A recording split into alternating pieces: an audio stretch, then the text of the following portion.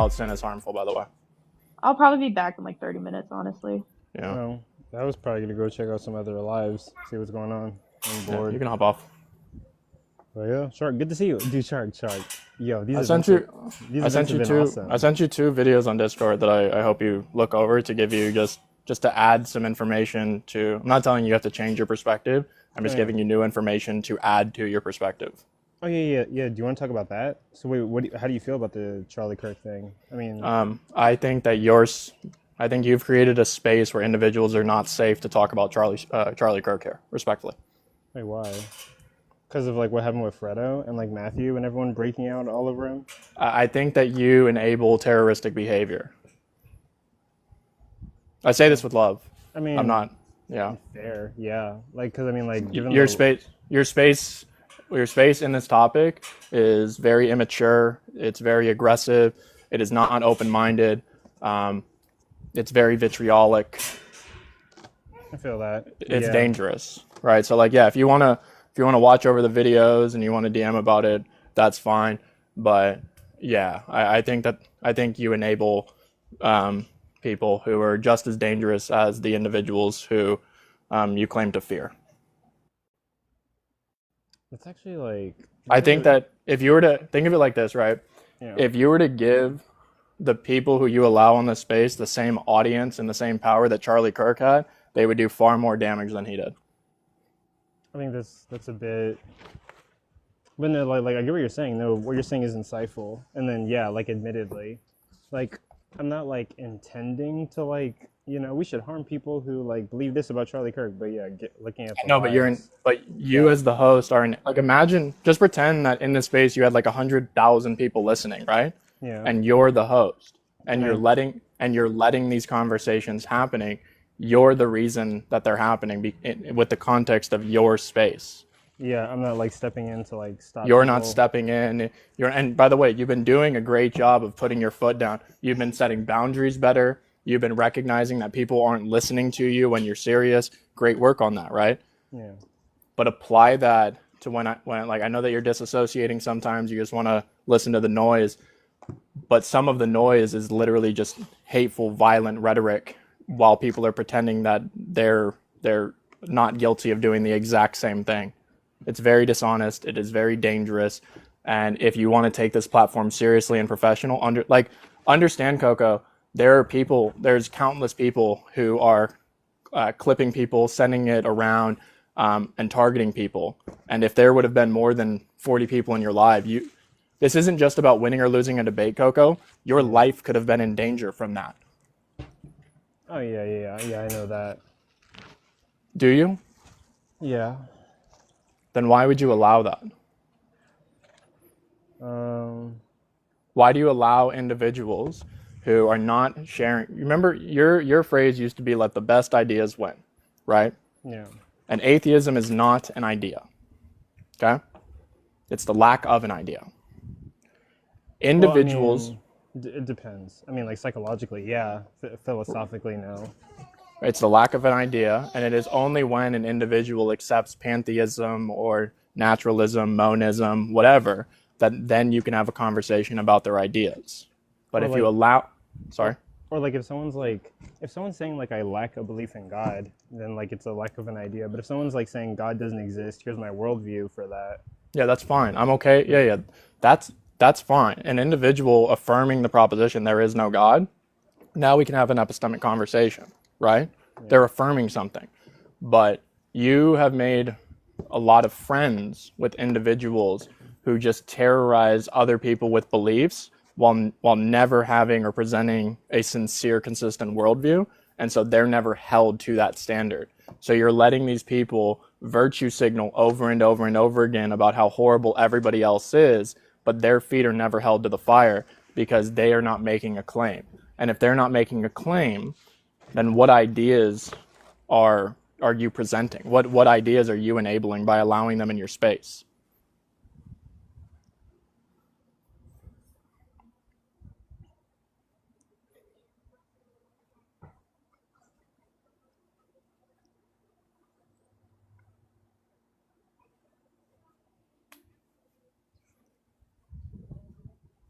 How you doing, Pigeon?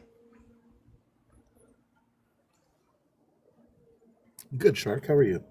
Better than I deserve, brother. It's Oh, gonna be hot the next couple of days. I'm not a fan of that. did you guys not hear the last couple of things, or did you hear everything? No, We have you not heard anything you said for 15 seconds. Oh, okay. But no, no, like I think you're right. Actually, I didn't really notice it. Like I kind of just like looked over it. It's like whatever we're talking, but but yeah, I've kind of just been like stepping back, and people have What been like verbally. I have an like, idea. I have an idea. Sorry to interrupt you, but I have an idea. You let me know if you like this or hate this, okay? Yeah. Every individual who comes up, you know, how people ask, you know, what's your age? Some people ask for the race. Please don't do that. It's your space. You can do whatever you want. But I think the second you talk about race, the conversation becomes racist, right? By definition, it's just trivially the case. And so, what I think, bare minimum, you ask individuals, what is your system of epistemology? And I think you should write that down. Yeah. Okay. Or just like, what do you believe in? Yeah, what system of epistemology? What's your theory of knowledge? Because they have to have something. If not, and they're just like asking questions over and over. If they're an agnostic and they're like sincere or humble, they're just learning. They're like Missy kind of, right? She can get spicy a little too much sometimes, but I don't know. I don't even know if I have a good example. Just imagine just like someone who's sincere, really. Oh, I don't know if you know Blue Eyes. Blue Eyes is a great example. Oh no, I don't know. He's basically he acknowledges he doesn't really know what's going on. He's analyzing language and he's consistent about it. And he doesn't press anybody, right? That's fine. But if an individual is like that and then tells somebody else that they're dumb or they don't make sense or they're a bad person, well, what are we comparing that to? And the comparison should be something that they're self-reflecting on. If they're not self-reflecting on something personal, then they have no standard to be able to be saying that to anybody else. Wait, so Because they're not, yeah. Oh, good. Okay.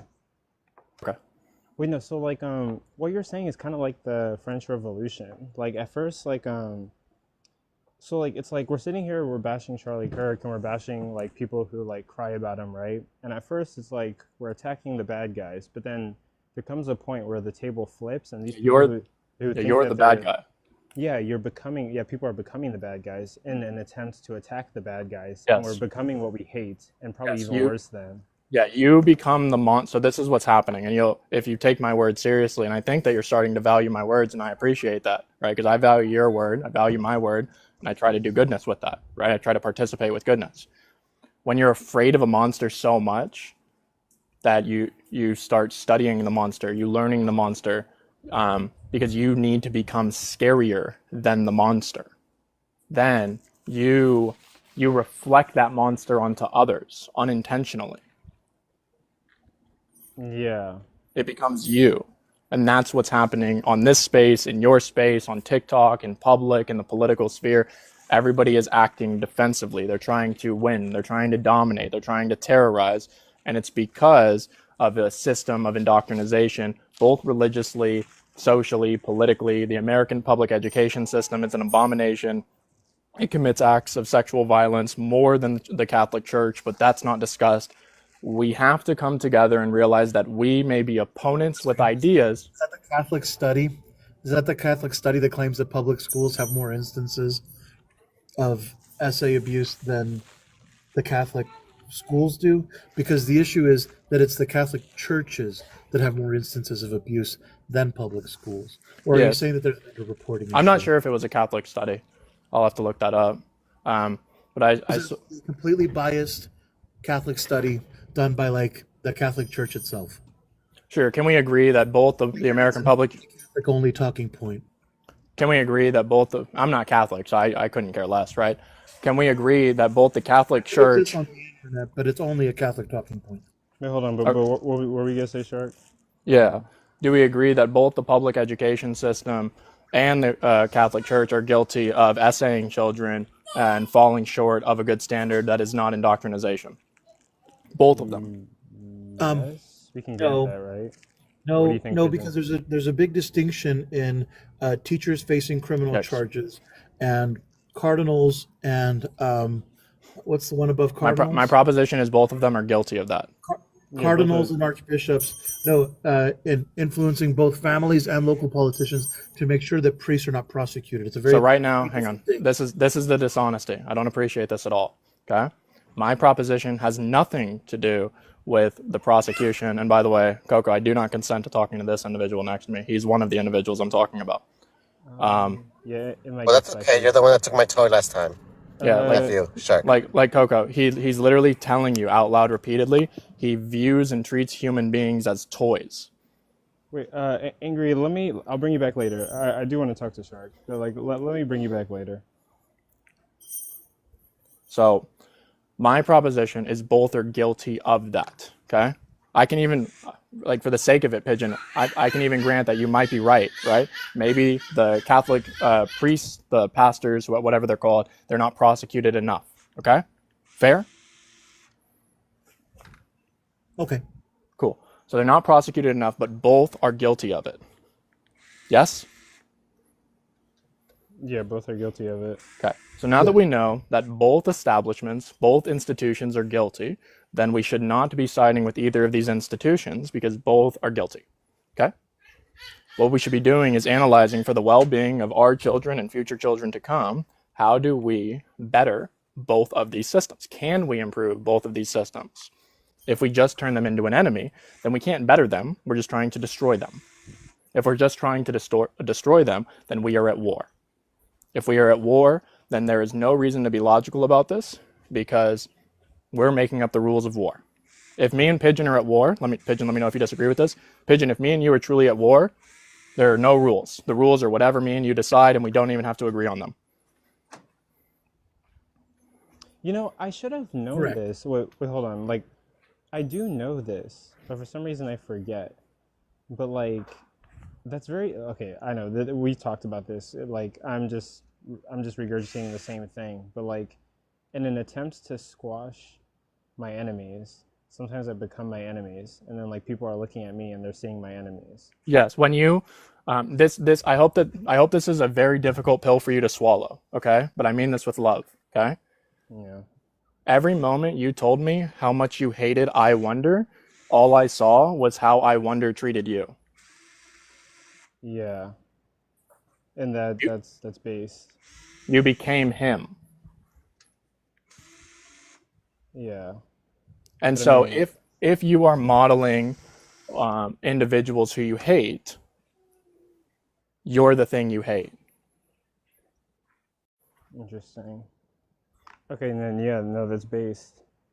The rules of war, as far as I understand, only exist from my side. So let's say that Coco's on my side and Pigeon, you get to pick whoever you want. You want to have Snooki? I haven't heard that name in forever. I have no idea Jersey why Shore? that's.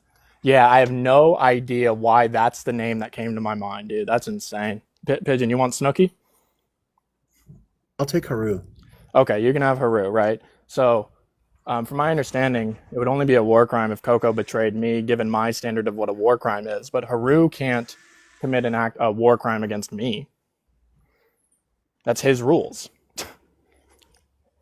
Or actually, it would be Pigeon's rules because he's the commander of the army. But the point is if you guys are comfortable being at war, then you have to be okay and you have to be comfortable with someone like me calling you a terrorist. And I don't think you're comfortable with me calling you a terrorist. I think that word becomes real to everybody who I say it to, because that's not a political talking point. And that becomes real. And I don't think we should be terrorizing each other. I shouldn't be terrorizing you. You shouldn't be terrorizing me. We should be exchanging ideas honestly. We should be self-reflecting on these ideas with these ideas. Wait, so what do you think about the other big debaters? Like when Ian or Deconstruction Justin is like ripping people apart. Are Same you stand. saying Same Yep. standard, they're part of the problem? Yep. Interesting. I've been talking to Rav in the last couple of days. I don't know if you know who he is. Yes, he's the same thing as Anna.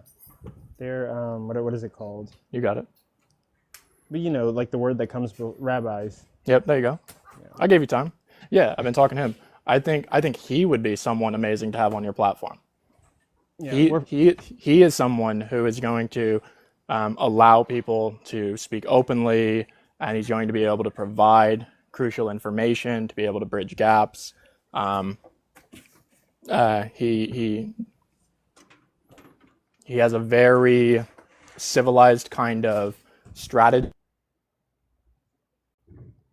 oh, what happened? and I respect it. Huh? Oh, nothing. Oh, okay. But like he's willing to talk about God. He's a Jewish rabbi. He's not telling everybody that they're wrong, but rather, we need to be able to be exchanging ideas. People should be able to self-define things so that they can form a greater understanding for this experience. That's how people learn. Because Coco, it's not just about. I know that the chaos is fun. I know that when someone roasts somebody or cooks somebody, it's like, oh, we're at the cafeteria lunch table all over again, right? Yeah. But we're trying to make the If world a you better have, place. We're if, trying to if that's exchange your ideas and like if that's your win. goal, right, then that's what you have to be consistent with. And unfortunately, Coco, the people who you platform, they won't like that. They want the chaos. They're at a lunch table right now, right? And you're going to have to consistently put your foot down. You're going to consistently have to set the standards because it's your space. And you know that how many viewers are you averaging in the last debate? Or how many do Okay. you predict? Actually, like yeah, for every debate we've been doing really good, like about like 100. But like I know that's not a lot, but like it's better No, than that is a like lot. it's better than yeah. It's better than what we were doing. Oh, is anyone saying anything right Yeah. Can you hear me? now? Yeah. Say it again. Okay. Yeah, influencing 100 people is a lot. Yeah. What are you influencing those people to do? What ideas are they listening to? What word is going in their subconscious for them to analyze? What sentences? What about the treatment of each other? Are they witnessing and experiencing empathetic dialogues, or are they listening to linguistic warfare? Yeah, that's right. Actually, yeah, that's a good point. Yeah, it's been linguistic warfare. And if it's just linguistic warfare over and over and over, and they're learning from you, Coco, they're learning from the people who you platform, then that's how they're going to talk. Yeah, and that's kind of been this whole like Charlie Kirk thing. Right. It's just people yelling at each other instead of them being able to talk about ideas. I disagreed with Kirk like 80% of the time, right? Yeah. But his ability and willingness to talk to anybody, right? Was he always honest? Nope. Was he always accurate? Nope. Was he willing to talk to anybody in those spaces? Yep. And that's what's missing. What's missing is our ability to civilly speak with people, with each other. And it's because we're defensive. It's because we don't understand. We don't know how to speak. We don't know what words are. We don't know what our word is. We don't believe in goodness beyond a taste preference. And arguing is fun, Yeah. but it's hurting people. Yeah. I mean, You've been doing a great job recently, Coco. yeah. So like, yeah, I'm excited that I've been doing. Not that one night with Fredo though. That was atrocious. That You was- should. I know you won't like this language, but I think deep down you need to repent for that night. That was horrible. I mean, like we both got heated at each other, and I was like, okay, I'm gonna crush this individual now. Yeah. No. You know what's interesting? I'm not even talking about the debate with him. That was the best debate you have ever done. Okay. That was the most confidence you've ever had. That's the most I've ever believed you. That's not what I'm talking about. What I'm talking about is what happened afterward. How long you allowed that to continue. Everybody mistreating him and punching down on him. Yes. You allowed a mob of orcas to come up and just feast. It didn't matter what he said. It did not matter. So what was the point? What's the goal? Yeah, that's true. Like nobody in the room's trying to like learn or understand. They're just No, punching. they're literally attacking something. When people say something, listen to their word. Do you think that it's appropriate? If I were to tell you, hey Coco, I'm gonna treat Pigeon like a toy right now, what would you think about that? I mean, it's dehumanizing, yeah. But like, Is that appropriate? I mean, like, Angry Atheist is my friend. Like, I don't have any issues against him, but yeah, I wouldn't say it because I like to treat people like people. Okay, like I don't know what you mean by friend. What's a friend? I guess he's like an online friend. He's well, actually, no, yeah, he's my friend. He's someone I share ideas with and I would hang out with in real life. We live in the same city. Coco, do you remember what we went over about what we thought a friend was before? Yeah, and I guess what I'm saying now is probably going to contradict that. Do you actually think that that's the kind of individual who would walk with you after you do something bad? Really? Really? I mean, you never know. Oh, I'm pretty sure I know, man. You never know. He might be a ride or die. Anger editor is very emotional. I guess we can look back on this in 3 to 6 months when you go, "Hey, Shark, you were right again." Yeah, I have been saying like, yeah, you Yo, who brought him up? This is gonna be funny as fuck. It's not gonna be funny because I don't consent. Wait, yeah, we're not gonna do the shouting match. I just want to like chill and talk. I want to Yeah. talk to Shark. If that's like, good, yeah. No, if you want him up, I'll just drop. If that's the space you want, Coco, you can have it. No, like I just want to talk to Shark. I'm actually like, I'm waist deep in like talking to Shark right now. I'm not really interested in like shipping the thing, but like. I have to think these things through, but like no, I'm not enemies. Like Coco, even what I'm doing right now, right? They're boundaries, right? They're boundaries with who I am willing to even give my time or whatever to. And people can call me names. They can say I'm running or swimming or whatever. It doesn't bother me. The tactics aren't going to work because I'm really trying to just spread a good message with good words with considerate, open-minded people who have a genuine epistemology. Like me and Hierophant, we don't agree on everything. But I think he's a genuine interlocutor, right? I think that ISO crossed the line the other day, but I think he's a genuine interlocutor. Well, you said you'd never talk to me again. I'm still talking to Coco. Oh, I'm bad, but I'm just saying, like, that hurt. I was like, what the hell, dude? Yeah, when we're processing...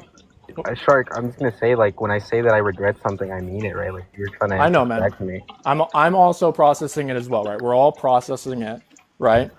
And I think that it's very important for people to become better at setting boundaries, right? So whether it's today or tomorrow or whatever, we can talk about the words again. It was tough, man. I think that was one of the most traumatizing things that has happened to Americans in a long time because we watched it, right? Like there's a huge difference between reading about it and seeing the words about what's happening versus literally witnessing it. I think we've witnessed a lot as Americans. It's just now it happened to someone that is divisive, and so it caused a lot of issues. But I think if it was anybody, literally it could have been somebody random on the street, and if that video was as publicized with a face we didn't know, we would have had the same reaction. Yeah. I mean, yeah. Hey, can I jump in real quick, guys? Hold on. Wait, wait, one second. Wait, who is it? Oh, This is JRN69. Wait, no. Shark, I'll disagree, Shark. The reason I don't care. Coco, if you wanna continue talking. No. I'm not doing this. Coco, I only came up to talk to Missy, and I'm willing to talk to you. This whole like this entitlement to think that because I'm in a space, I'm obligated to just like answer questions that are thrown my way. And no disrespect, Bobby, this is just consistent what people do to me, right? And normally I bite. Normally I take the bait. I'm done. All right? I'm talking to Coco right now. Maybe we can talk later. You can DM me, so on and so forth. If Coco's done with the conversation, I can drop. This isn't my space. But I'm not doing this anymore, man. I'm done arguing. I'm done yelling. I'm done talking about penis all day, P1, P2, P3. I want us to self-reflect and talk about our good word. That's it. okay, wait. Actually, I do want to do a 1v1 with Shark. That's like what I'm mostly interested in right now. All right, you guys go at it. So okay, I'm gonna drop everyone and bring only Shark up.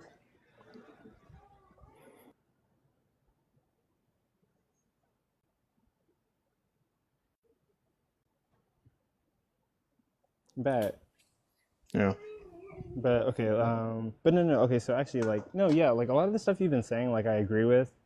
Okay, I've already apologized. Like, I was rude about the God being the word thing. I don't really understand or like really agree with that thing. but that doesn't mean I have to like rip your spine out because of it. But That's okay. I understand that the language it's so vague that it's confusing. It is simultaneously vague and specific at the same time. I understand the confusion, right? yeah. So, I'm more interested in like, have you reached out to Fredo and apologized to him? No, Okay, but maybe you don't have to. You but don't have to. I did apologize like on the live, but I guess like it should be more like, like thorough. Personal, Yeah. right? Like because Coco, do we agree truth is personal? Depends. If truth is impersonal, can you believe it? Yeah. You're the thing believing the truth. Are you a person? Yeah, I'm a person, but like I see truth as like objective. Like it's not like a person, like because everyone can say what they think the truth is, but there's one objective truth that like nobody can deny. It doesn't have to be like We can deny everything, man. I can deny that you exist. You can deny that I exist. You can deny that you exist. But like, right? I mean, like, could we deny that gravity exists? Yeah, people deny whether or not the Earth is flat or a sphere. They deny the moon landing. They deny the moon. Yeah, people deny everything. When someone is saying that is true, they're saying I believe it, and they're saying that they believe it maybe because of faith, maybe because of their upbringing, maybe because of a specific motivation through an epistemic system or a theory, specific definitions. But ultimately, when I ask them, why do you believe that, right? It's personal to them. Yeah. Right? So I'm not having a conversation with a mindless thing, right? Are you mindless? No. Right. So every single thing that you're claiming is true is mind dependent, right? Well, it's mind dependent in regards to whether you believe it to be true. Yeah, that's what I'm analyzing. I'm analyzing your beliefs. Yeah, so I would say yeah, beliefs. I guess beliefs and truth can be like personal or subjective, but I mean like it's really more so like beliefs. Like what you believe is like personal or like subjective. Well, subjective is not the word you were using, but like personal or Yeah, personal. If something is not personal, then and I want to have a personal conversation, can I talk to you? Yeah, you could talk to me and have a personal conversation. How could I do that if truth is impersonal?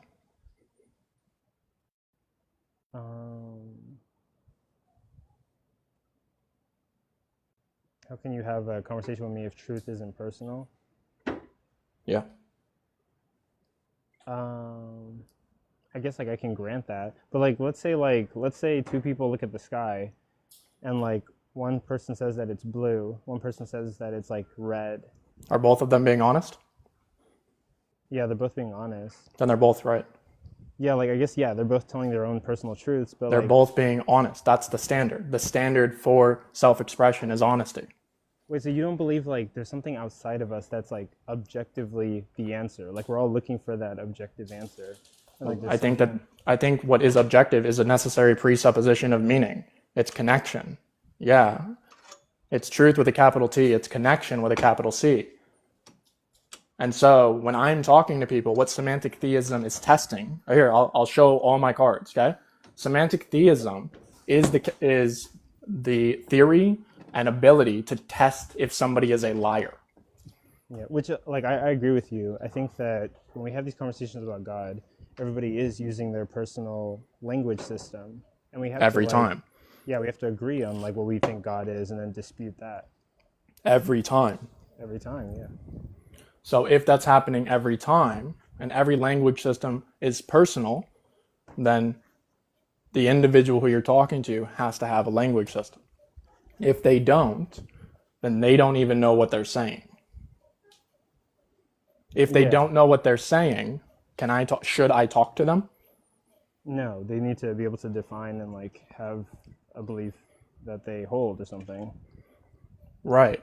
So as soon as an individual demonstrates they are vitriolic, treat people as objects, they don't treat them as persons, and they don't care to learn and they don't demonstrate to learn, they're not allowed in my space.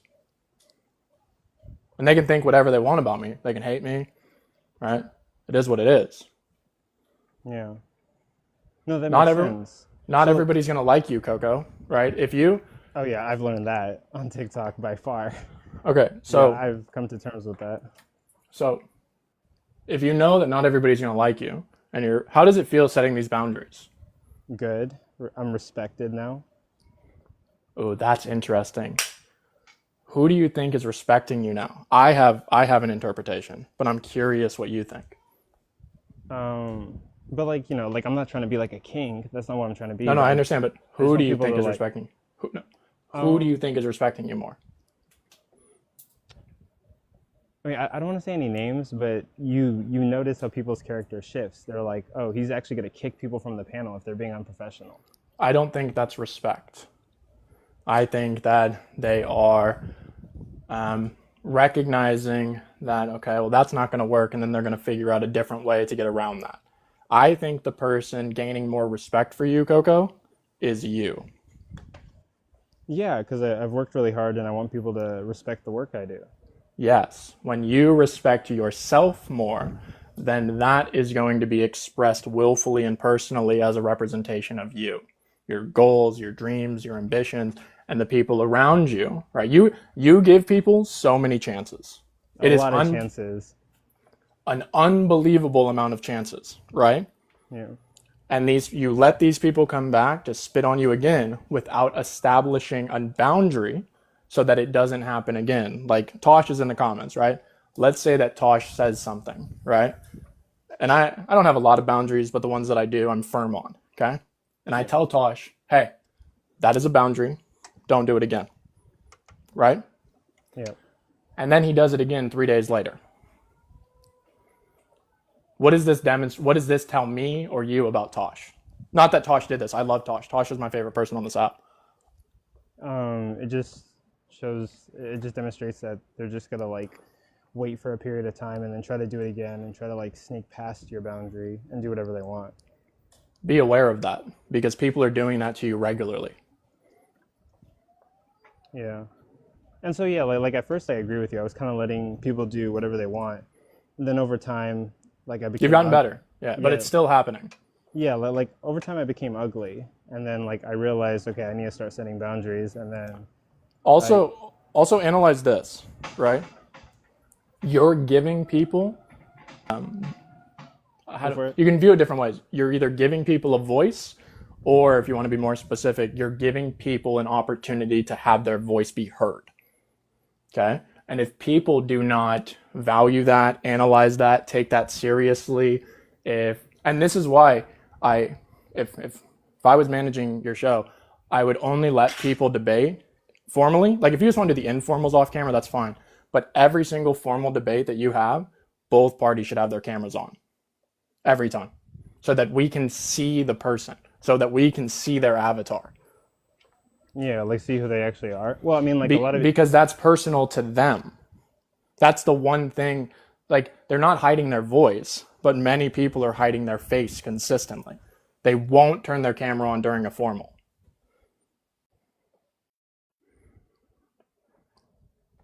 Yeah, no. I hear what you're saying. You would make it a requirement. I would, yeah.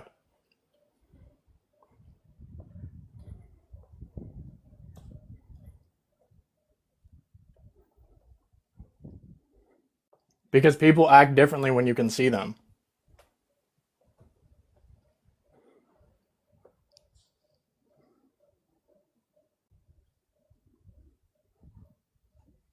Sorry, give me 1 sec. 1, 2, 3. Or like give me like a minute. There you go.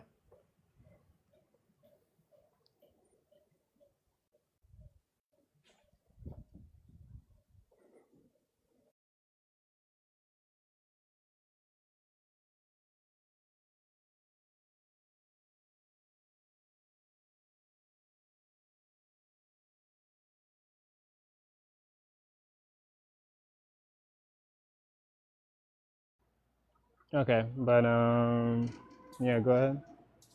Yeah. But okay, no, I get what you're saying, but But yeah, no, like, I have been saying that you're right about a lot of things, and then yeah, like I resonate with that. I think I agree with a lot of stuff you're saying, like setting boundaries, becoming the monster that hurt you, and different stuff like that.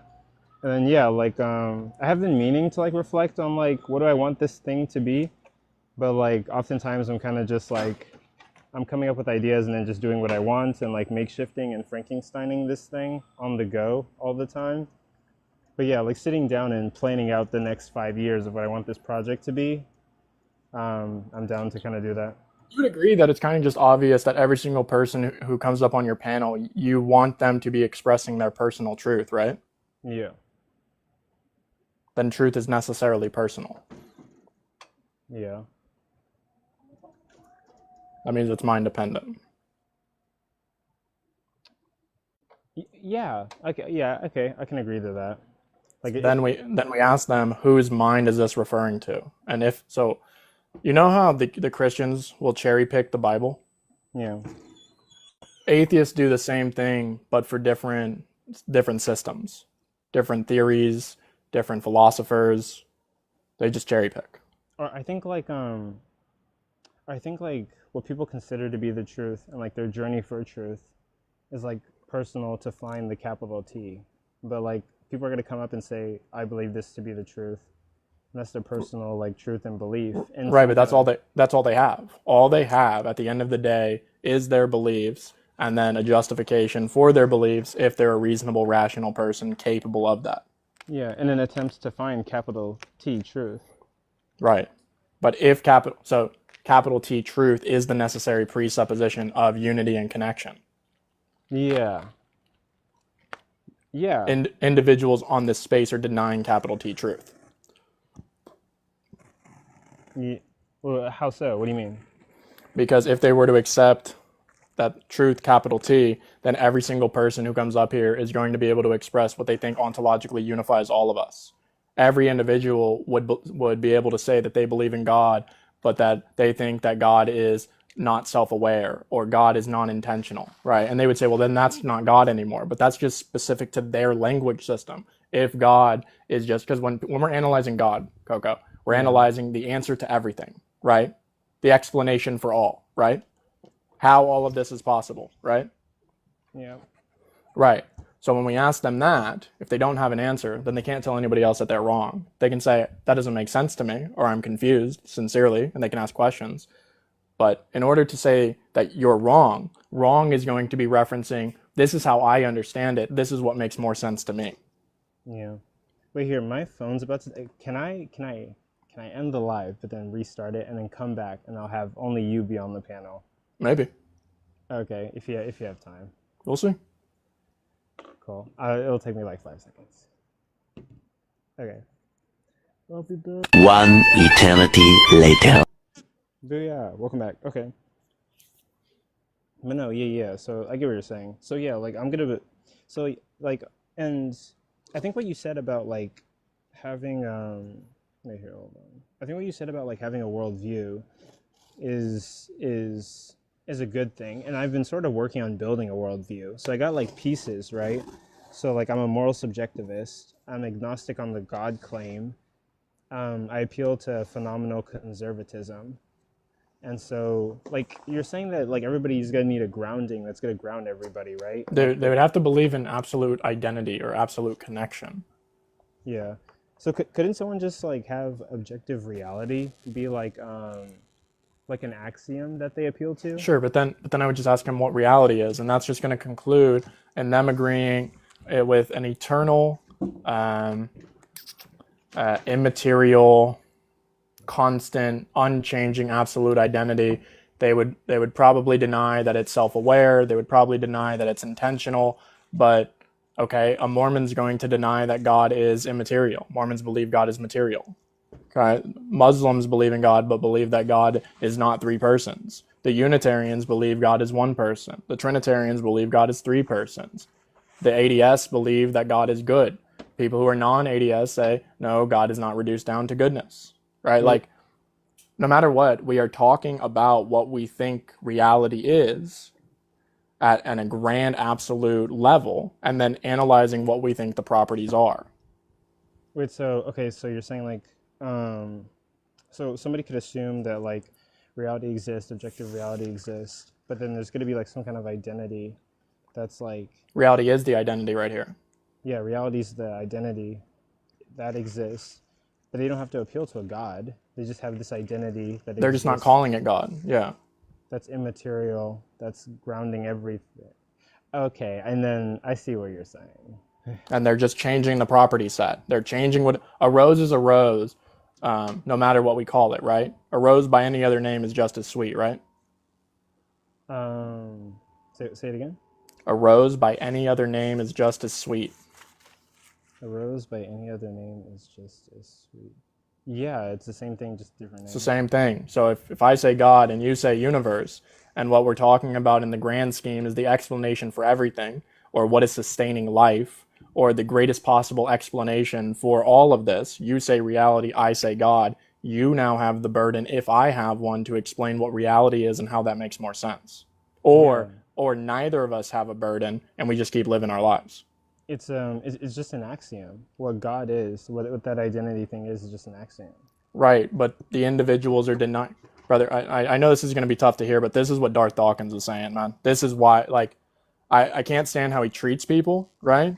His emotional intelligence is in the negative. I hope he gets the help that he needs. I pray for him. But he is not wrong about what he is saying about the necessary foundation. There's something that's grounding everything.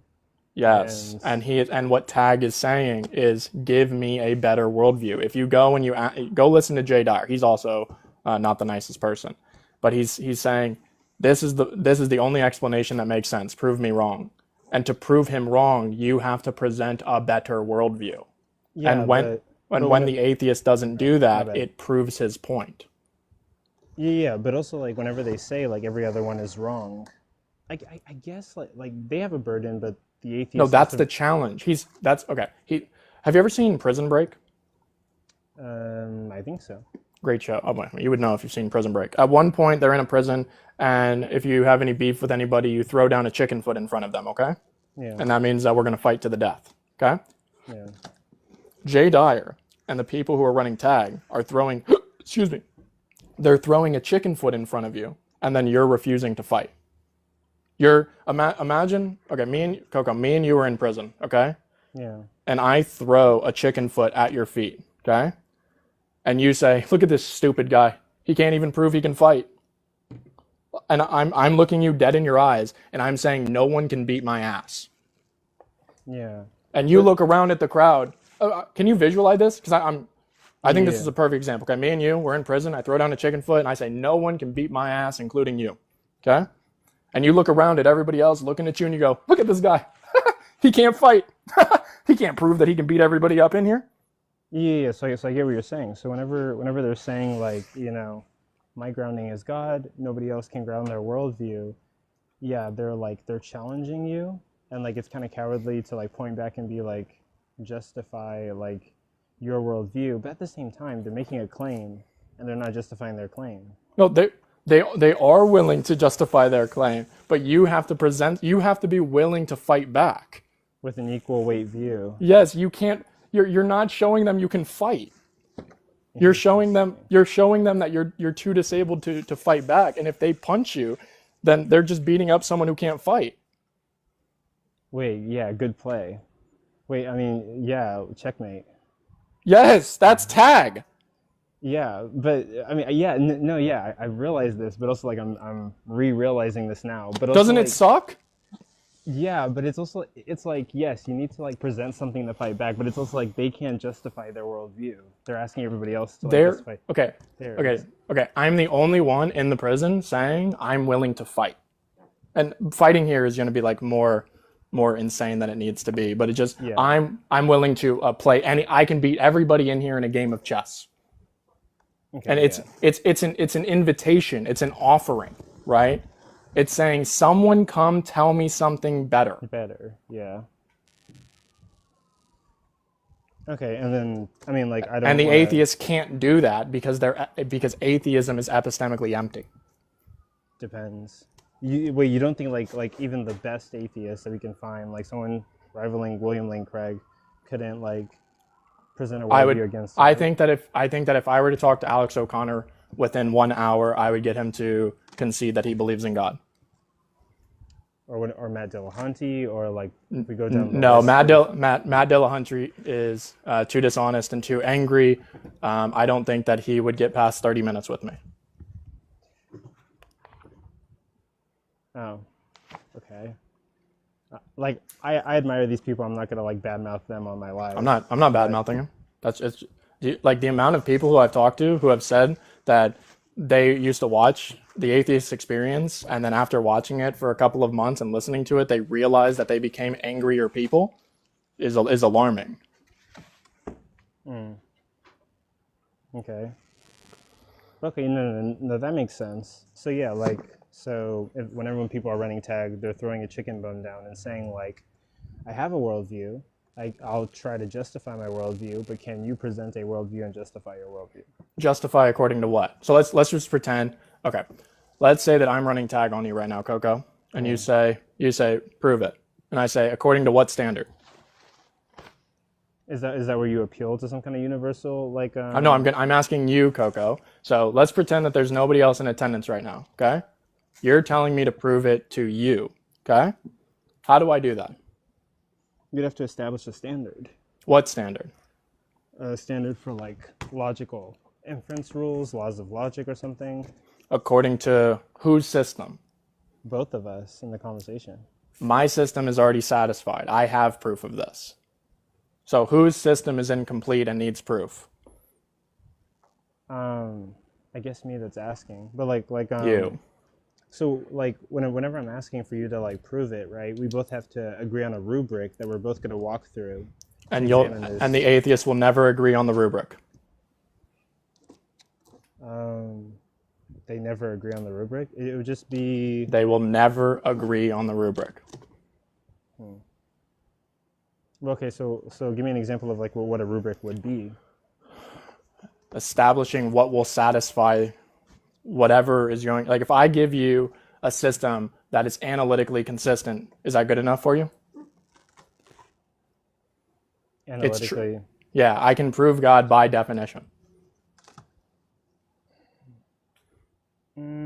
Okay, okay, now I get it. Yeah, then the atheist or me we're probably going to require like empirical. You're going to say no. Yeah, right? We're going to require more things. Now you don't care. So what satisfies my standard of proof is distinct from what satisfies your standard of proof, but it's what satisfies your standard of proof is unknowable even to you. And you are determined, not you, but like people in general, they're determined to not believe. If you don't want to believe, you will always be able to contextualize why you don't believe it. Wait, but don't you think like the Christian threshold is very low? If it's just like definitional, then forget empirics or forget any other thing?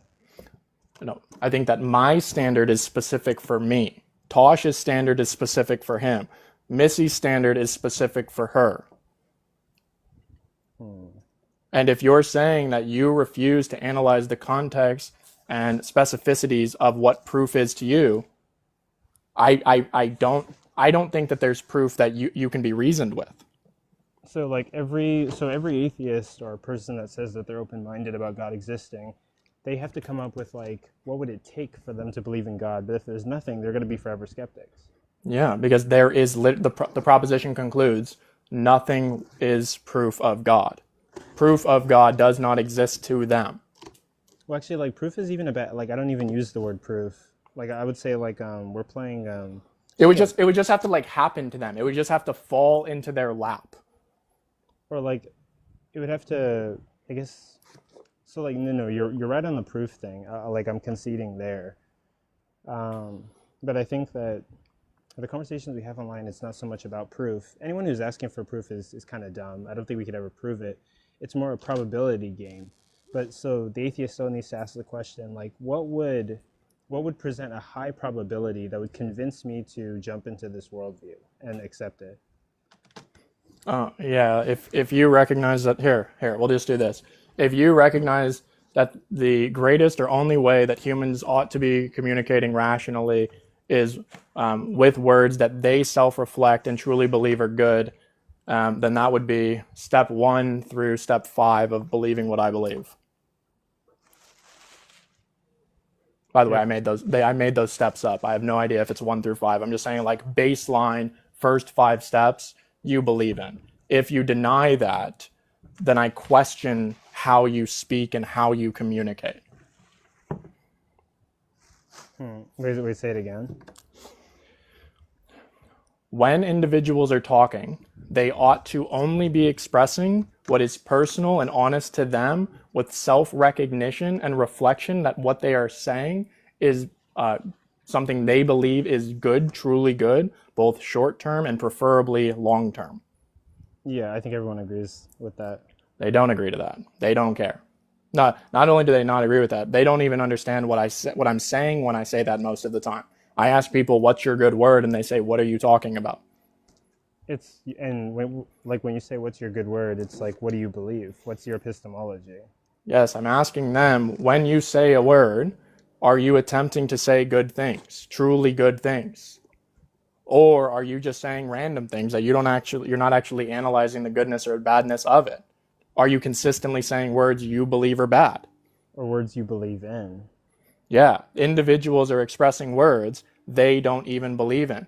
If an individual says, I don't believe in that word, it's inappropriate for them to say it. Atheists should not say the word God. They're stealing the word. But they're saying they don't believe in said word. So why are they saying it? They're disproving it. They're showing that this word is like based on how people use it in various definitions, it's just... They're saying something specific to them does not exist. Or no, they're saying like this word that I've seen the definition in regards to how other people use it doesn't exist. They don't believe that word exists. So the only time they would use that word is to tell people that's the wrong word. So if they're saying that's the wrong word, then what question do I follow up and ask them with? What's your word? What's the right word? What's the right word? And you know what the atheist is going to say? I don't have to provide that. And if they say they don't have to provide that, then on what authority are they telling me it's the wrong word? Yeah, you don't have a better one. You're just saying it's the wrong word. You don't have a better word. Okay. Wow, this is a light bulb kind of thing. This is what I've been trying to tell you and everybody else for the last 6 months. Okay, yeah, that's based. I think that's rational. That's rational. Coco, what you're hearing right now for the first time potentially is what I've been repeating on a cycle for over 6 months. Yeah. Okay, and then it just doesn't make sense. Like typically, no, it makes sense now, but like when we're hearing it, we're like, what is this guy even saying? Yeah, because you guys don't value my word. Probably because for a good chunk of time I wasn't valuing my own word, and I was just better than most of you at terrorizing you guys. I was good at debating. I can still debate you guys. I don't want to. I don't want to insult you. I don't want to make you look silly. I want to just compare languages with you guys. Okay. I don't want to fight anymore, man. Like I want to be a gardener knowing that I can go to war anytime. Yeah, me too. That's also my goal too. I want to be like a gardener, but also be able to like assassinate anybody debating. Right, but when you're doing that, you have to value your word. Your word should be something you truly believe is good, and if I press you on the goodness of your word, you should be able to defend that. Exactly. Yeah, that's why everyone who debates should have a worldview. They should have the weapon that they use to put forth in debate. Congratulations. And what has your space been enabling? Agnosticism. No worldviews. Yeah, just criticisms. Do you know who has worldviews? The theist. I mean, and it depends on the atheist. The people who believe in God, man. It depends. I mean, maybe there's an atheist with a worldview. If an atheist has a worldview, then they're going to be a monist, a pantheist, or a panentheist. Do you understand? It's denying atheism. Okay, if I'm saying that I want to know the answer to everything, and the answer to everything is God, and someone says God doesn't exist, then what is the person saying to me? There is ultimately no answer for everything. And whenever you say that an atheist is a pantheist, is because they're saying that the universe is the grounding for everything. Welcome to reality, Coco. Okay, okay. And every person who believes in God believes God is a little different. And the best way for us to talk about what is true is through empathetic, patient consideration with each other. If people treat people like garbage, then they're just terrorizing or fighting them. But instead, if like Tosh is a pantheist, right? And so if Tosh were to come up here, then we're going to spend like 95% of the conversation agreeing until we find a word we disagree on. And then we're just going to discuss why we think the context is different for that identity. And then we ask each other if we want to go get some food. And then we get some food, we hang out. And then if there's anybody committing an act of badness that is intentionally terrorizing other people, then we can put a stop to that. Yeah. No, but we have to be able to talk. Yeah. That makes sense. Think of it like this, man. Last night I had this phrase in my head. Let me know if you like it. There is an absolute unchanging identity. If you deny an absolute unchanging identity, then you have to deny the universe. You have to deny reality. You have to deny existence. You have to deny your axiom. Yep. So you can ask all atheists, do you believe in an absolute unchanging identity? If they say no, they have no connection. Okay, then yeah, that makes sense. What's the thing that's gonna serve as the base for like everyone's worldviews? No, their worldview. It's specific to them, their beliefs. Nobody has to believe me about my word, right? The individuals who value my word can hear me and listen to understand, and I try to do the same for them. Then when we're communicating, we fulfill the telos of communication, which is to perform achieve a sincere understanding with each other. Interesting. Yeah, and Tim, if you don't, by the way, if you don't want me to call you that, just let me know. I'll say Hierophant. Hierophant, if you want to replace empathy with sympathy, go for it, man. Right, and that's the whole point. Hierophant didn't like the word empathy there because he thinks contextually that likely sympathy is going to be a more achievable word, and I'm just going to say, yeah, that's fine. Because the word is less important to me in terms of like, you have to say my word. It has to be this. What I'm interested is the meaning of the word, the context of what we believe. Interesting. Like imagine, this is what I hear is happening, Coco. Yeah. Some people, imagine you say orange and I say naranja, right? And Which you is say Spanish orange. You say no, that's the wrong word. No, it's just your worldview. We're both describing the same thing. No, Coco, don't say orange. You have to say naranja. Well, it's like you have to tell me why yours is better. Right, and we would have to discuss the meaning. And if it comes to the conclusion that there's no meaningful distinction, and we're just saying different words, we are actually slow in the head. Yeah. Because we're arguing about meaning the same thing. Yeah. Well, yeah, we're all trying to get to the same thing, but we're trying to decide like who has the better language or worldview. Do you know what this presupposes? That there's like like what we said in the beginning, that there's like an axiom, there's something out there, there's some kind that connects all of us. It's connection. Yeah, we're just trying to figure out what it is. Yeah, some of us. Yeah. No, but this is a bit of a light bulb conversation. But that's mind-boggling. And that's why when you ask me, remember before when you yelled at me and you said, "Well, how is this going to help somebody?" Yeah, it helps somebody because hopefully either I or God has used me as a tool to allow you to realize it's our word. Wait. And you understand our word, our connection by analyzing your word. Oh, okay, wait. So full circle, when you say God is the word, when I ask you like what has God done for us? Like He's connected us. He's unifying he's he's unifying everybody and connecting all of us, and then like giving us an example or rules or stuff through words. Oh, and that's how you're understanding it. Yep. Okay. And then do you connect that to like how the Christians like describe God as like immaterial outside of space and time? And you just say, yeah, he's the word, immaterial outside of space and time. Yep. Okay. Okay, it's like I was viewing like a corner of the picture, but this conversation kind of helped me like zoom out. Right. I'm not telling you you're wrong. I'm telling you we can talk about it, and if you truly self-reflect with honesty and you introspect on what you truly believe, I will listen to you, and I think that we arrive at the same conclusion with different words.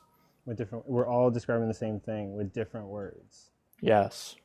Through a different perception. And when I'm reading the Quran, or I'm reading the Bible, or I'm reading whatever, I don't care about whether there was a rock or not. I don't care. What I'm analyzing is what would happen if all of these perceptions were honestly true, and what is the context of different perceptions. And when we strip away that everything is going to be through the lens of a perception, then we miss analyzing whether or not the foundation of that is expressing honesty.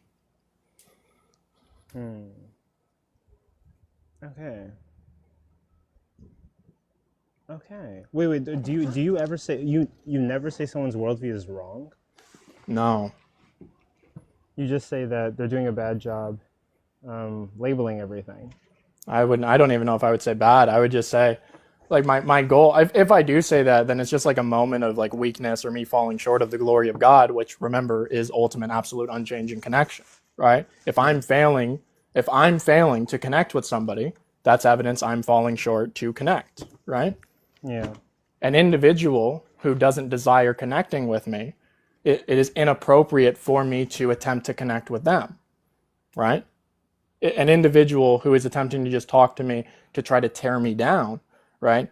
They're attempting to like increase our disconnection. I don't want that either. Yeah. So instead, I'm just going to be analyzing and seeing, can we understand each other? Yeah. And like when you talk to people, are you trying to, not that you're trying to, but it would be cool if like you convince them to adopt your worldview? Is that part of your intentions? No, I think so. My goal is to manipulate as little as possible. I understand that like even teaching is a form of manipulation. When I'm communicating nowadays, my goal is to be reflecting on what I believe, ensuring that it's honest, ensuring that it's empathetic or sympathetic, Hierophant, analyzing the possibilities that maybe a different word is actually better contextually, or maybe somebody could tell me better context for something that I'm trying to express. And when I find individuals who value my word and mean me well, then I can trust their word more often. Yeah. And yeah, okay, so you're not worried about people taking your worldview. You're worried about just bettering yours. Well, I would like to better mine. I think that ultimately the only thing that I can, be responsible for is my word, right? Yeah.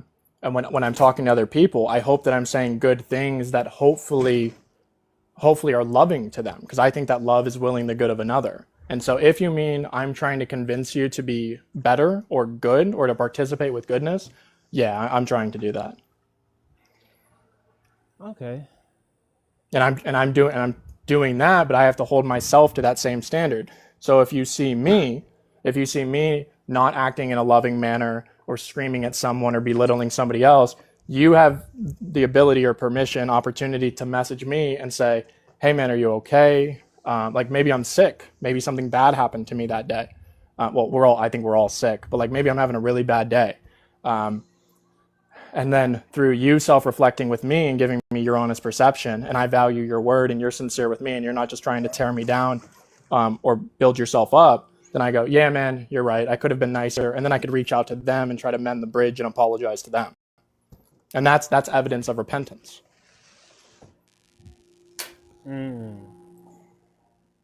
Okay. No, this is interesting. No, I don't disagree with a single thing you've said this entire life. That's eye-opening. Theism, brother. And but remember that people have the ability to twist your word, take your word out of content or out of context, and use other people's words against them. If you want, Coco, people want to come up, man. If you want, Brody has questions. I think Tosh wanted to. Okay, let me take Brody, let me take Missy, and let me take Bobby and Tosh. And then everybody else, I'll bring you up. And then, What's up, guys? What's up, Brody? Yo. Okay, I'll take Hierophant. All right. So, wait, hold on. Do you guys think this is interesting? This is fire. I think it's interesting. Yeah. I wish Cage was here, at least, so for me to get like. You mean the guy who said that he was going to defeat this argument a month and a half ago and never did? That guy? That's hilarious. Yeah. Maybe Cage was busy with kids. I don't know. Wait, hold on. Actually, wait, Shark. Oh. When you were good at debating, you're just good at like picking a different worldview to describe the same grounding. You're just taking different language systems and being good at it. Yep. I'm just speaking a different language. But yeah, because Coco, words may change, but the reference remain the same. Yeah. So I want to just go through some contentions I had throughout this conversation. Maybe not much of a contention, but you guys could just help me understand something. Like when I talk to Shark, he tries to. I try to understand like semantic realism, the way he goes about it. I think I get the overall goal of the dialectic, right? So I understand, but like, I'm not so. Shark, do you think what's your views on like anti-foundationalism? Oh, that is fun. Like the rejection of like what's the A word? unifying principle. Yeah, Essentially, I sincerely just respectfully, man. I just don't take your epistemology seriously.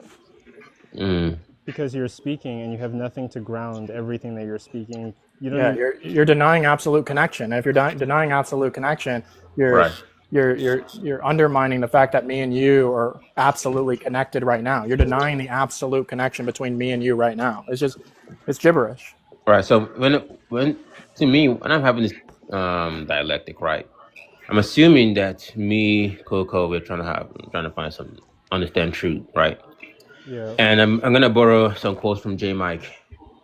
What they usually like to say, you have all these cards on the table, with all these worldviews. You're trying to like try to see which one best explains the data as much as possible, right?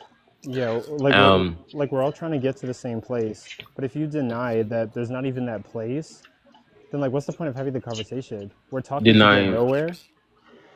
Or deny? No, I think it depends on what truth is. I guess I guess just defining truth absolute as unchanging connection. Absolute unchanging connection. Yeah, I guess I'm not sure why I should hold to that definition. Yeah. So hold on. So truth is so basically like all of us are looking at the data, right? And there's something objective. There's something that's connecting all of us. There's something outside of us that's connecting all of us. But what does that mean? We're all describing it in a different way, right? So we're all looking at reality. Reality's that thing, right? That's objective to all of us. And some people are going to say, given this data that we're looking at, given this thing that's outside of us, it's God, it's Christianity. But then atheists are going to say, no, it's not God. That's a terrible way to describe it. I'm going to use a different language, atheism, and say maybe an infinite regress, or maybe like, the universe is eternal. And then somebody else is going to be like, both of you guys are idiots. It's Islam, and they're going to call it Allah. And like, we're all trying to get to the same spot, but we're all doing it in different ways. So what does truth mean at that point? What are we saying when we say truth? It's whatever is personal to the individual expressing the identity claim. There's an objective data that's here. We're looking at the data and we're putting a different label on it. Bobby, if you deny connection, right? That's what I'm saying. Right now, it's either you believe in connection or disconnection. If you believe in disconnection, I think it's inappropriate for you to talk. I'm not even. Bobby, I might be No. able to explain it, right? So truth is in like the words that you're used to hearing is resonant alignment, right? And so truth becomes the resonance between contingency and necessity. It is sustained, it is ongoing, it is unchanging, right? So proposition, act, or being is true when its instantiation coheres with the structural reality sustained by the necessary. And then you get levels of truth from there, right? Quite often we confuse domains in which truth exists. You have ontological truth, you have modal truth, and then you have epistemic truth. I got you. And quite often our concepts of truth are derivative. They're stuck in the epistemic domain. Nobody thinks outside of that box. Yeah, but I don't know. Even though I could say like this is what I agree, like I think a portion of that sentence was like what coheres to like reality. You gave these other criteria of truth, like it needs to be unchanging. Why does truth need to be See what I'm saying? unchanging? Like right now, like, and this is where I'm at, right? And I may be out of line. I want you guys to tell me if I'm out of line. I think that what Bobby needs to do immediately is to find someone to learn from, like to learn how to talk. Because right now he's not even accepting something as simple as connection. We are really connected.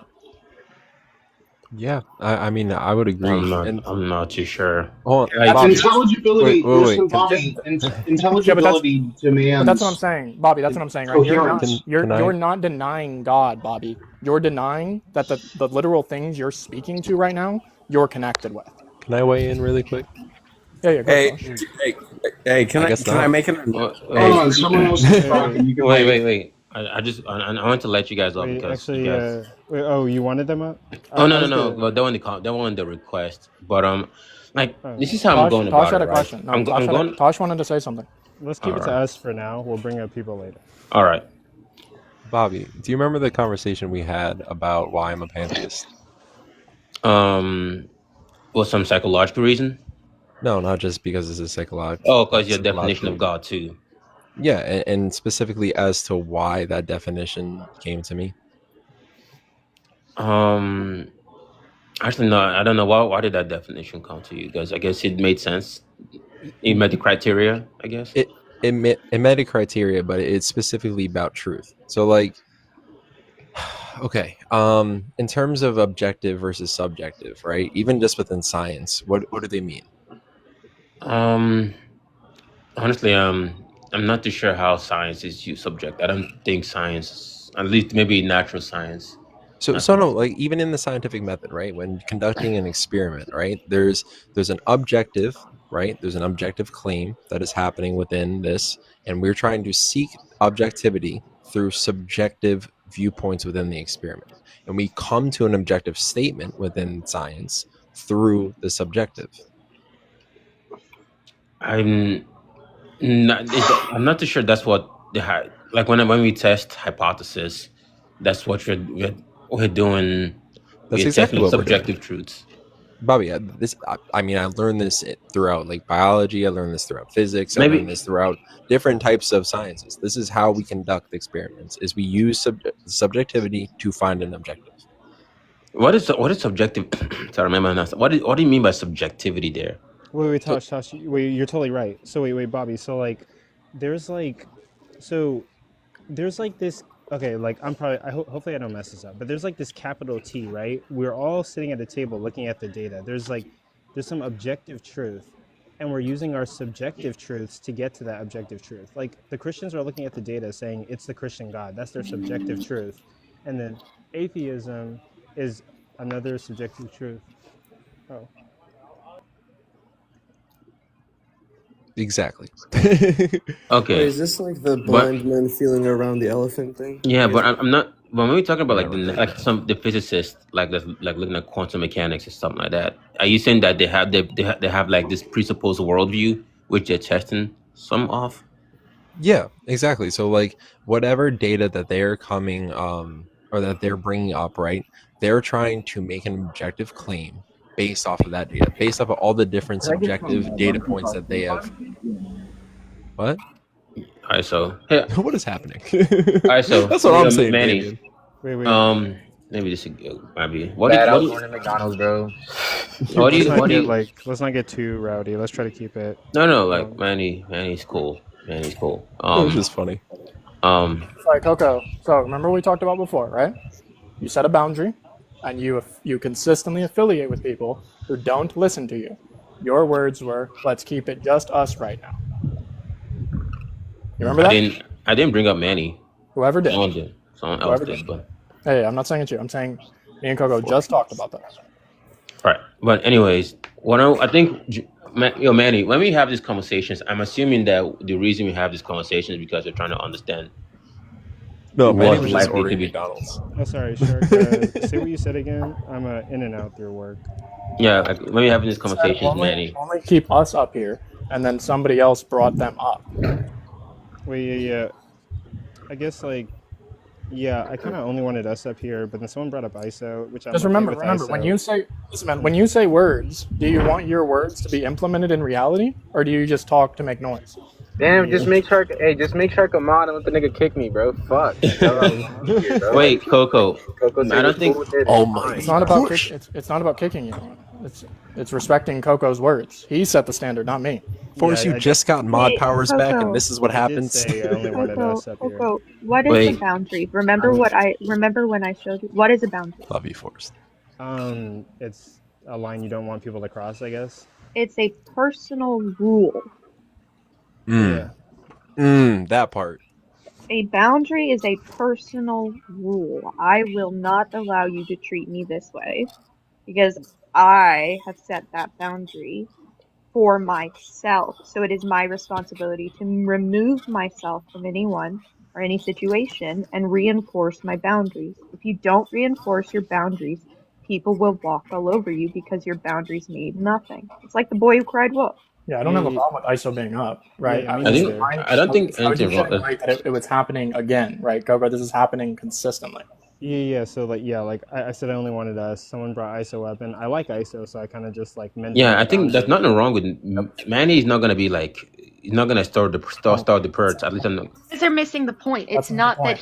It's not that Manny came up and that we have a problem. They have a problem with him. It's that Coco had set a boundary that he was only going to let up these individuals, and then something else happened. And so the thing right now is simply a boundaries thing. We're not talking about anything else, right? We're not saying anything about or to right. ISO. It's okay. Then can I ask Coco? Because Manny could probably help because Manny's slightly more philosophical. Have more philosophical understanding than me. We don't need. I was gonna say I really don't think. No, like Bobby, you're missing the whole point. You're talking about we need Cage here, we need ISO here, brother. You need to learn how to think. I got a question for sure. Wait, it's okay. I'm cool, but also can we I guess the thing is that I just wanted us to be up here, and then I understand that they can help. But yeah, I did say at first it should probably just only be us for now, because an 8 panel is gonna get super rowdy. People are gonna start talking over each other, right. and the conversation that I really enjoy that we're having is just gonna become gish gobble blah blah blah blah yelling all over each other. All right, okay, then I'm not gonna appeal to some other outside source anymore. But and I probably agree with you, Tosh, that maybe some physicists, when they look at quantum mechanics, maybe are presupposing physicalism to be true to make this world, to make their test true. I'm not fully sure. I'm not confident in fully making that statement that every physicist presupposes physicalism in order to test hypothesis. But that's not necessarily what I'm saying. I'm not saying that they're presupposing physicalism. Even within a metaphysical standpoint, right? We can still use certain data points to try to prove an objective, right? Whether or not we are actually able to prove the objective. That's how it works. In terms of the data points, though, there's an objectivity within those data points, and that's what science is really going for, right? So like when conducting an experiment, there's all the data points, and then there's an objective statement and or objectivity of those set points. And the same thing can be said within reality. And that's why I'm a pantheist, because I think all things within reality is God. And like all the things, so like not just any one thing, but the totality of all those things together is what makes God. So, Wait, hold on. Hate that. Sorry, Coco.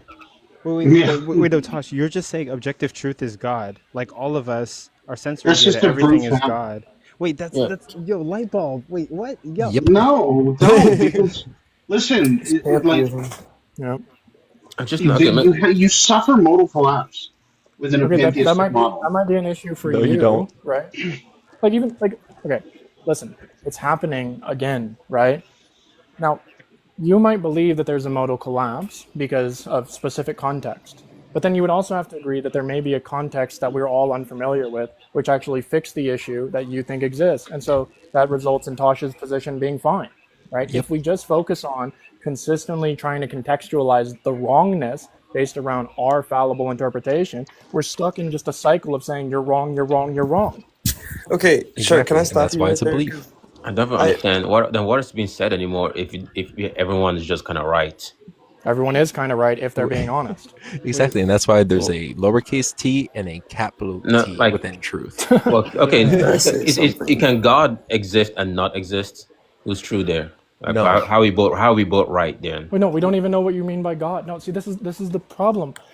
When you're saying God here, what does this mean? You don't believe in God, so you're not the one defining it. So it's going to be dependent on my definition, Tosh's definition, Brody's definitions. Do you want me to call you Hierophant or?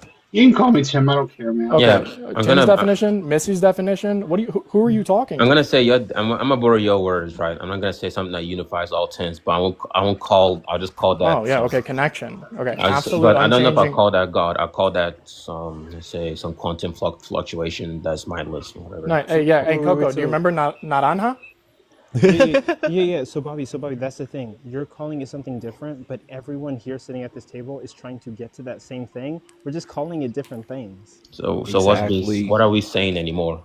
You're saying that you're epistemically responsible for actually being able to articulate what you believe that identity state is, rather than just telling other people that they're wrong. Yo, Brody has his hand up, by the way. Go ahead, Brody. Okay, Brody, go. Thank you. Yeah, sorry, I'm just not in the mood for like interrupting right now. So, Shark, I hear you saying things that I feel like are incompatible, and I wanted to know your thoughts on them.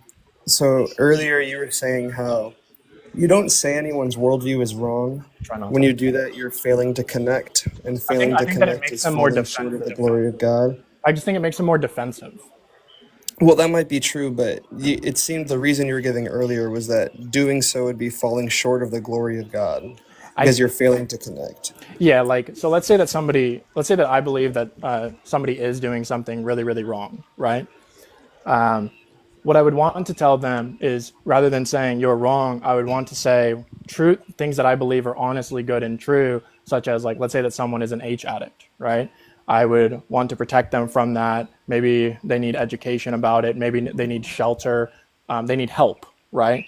And so rather than saying you're wrong, when I see somebody is truly sick in a broken world, and I realize that we're all sick, but some sick people can help other sick people, my question is, how can we help? How can I help? Okay, yeah, I understand that, and I think that's right. Like, I would probably agree with that approach, right? Yeah. But I mean, so I also have, just because I've been taking notes on what you've been saying, you also said earlier that you think that teaching is a form of manipulation. Do you still hold that to be true? Yeah, that's fine. Yeah, it's just going to depend on how we're defining manipulation. Yeah. Well, okay. So you say stuff like that, but then you say to Bobby needs to learn. Bobby needs to learn how to think. Bobby needs to learn from somebody. Yeah. But then you also say that, you know, when we think someone's wrong, there's just probably a context that we don't know about that justifies it. So when Bobby's here saying Cage needs to join the call or so-and-so needs to join the call, I would just say that back to you. Maybe there's a context you don't know about where Cage does need to join the call. And it's not right to say that he needs to learn, because maybe there's a context where he doesn't need to learn. You know what I'm saying? Sure. Yeah. If Cage is Bobby's teacher, right, and Bobby is learning how to speak from listening to people like Cage, then okay, that's fine. But at that point, then we do need Cage, and any like idea Bobby has as an affirmative proposition has to be ran through by Cage first. Yeah, but when you say teacher or teaching, this implies learning, which implies like moving from some wrong or erroneous way of thinking to some proper way of thinking, which implies more that somebody context. can be wrong, right? An epistemic system that allows for better context, or by better, more context, more clear context. Yeah, so someone's moving from something erroneous or something incorrect to something that's more in line with reality. That's Yeah, what like let's say maybe you would like this. Somebody could be wrong if wrong there means lacking context. Sure, let's just say that wrong means lacking context. Then I'm completely fine with saying people are wrong, right? Because they're lacking something. They need to be. Yeah, I would be okay. I would say that too. Yeah, when I said that they're not wrong, I said that because I want to get away from this like absolute claim of just like these binary truths and get more into the context. So if it's just, hey, me and you both lack context about something, let's try to steelman each other, that's fine. Then we can both be wrong together.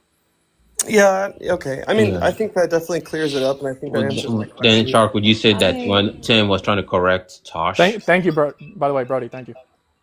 When Tim was trying to correct Tosh, hey, this is an issue of modal collapse within your worldview.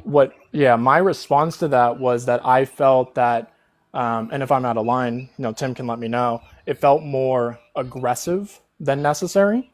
And that might have just been me tone policing Tim, or maybe it was accurate that it was more intense than it needed to be, or maybe instead of saying like, this is how it is, if he would have done like the Socratic method of been like, hey, Tosh, how do you deal with this?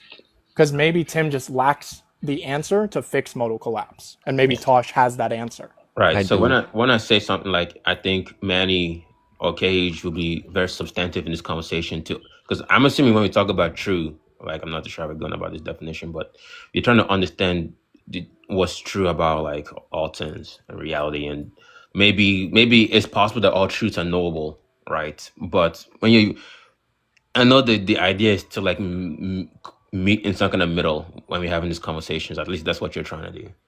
I think by being in the middle, contextualizing and steelmanning each other, yes. Yeah, being honest, steelmanning, all that. Being honest about our beliefs and steelmanning the opposition, yeah.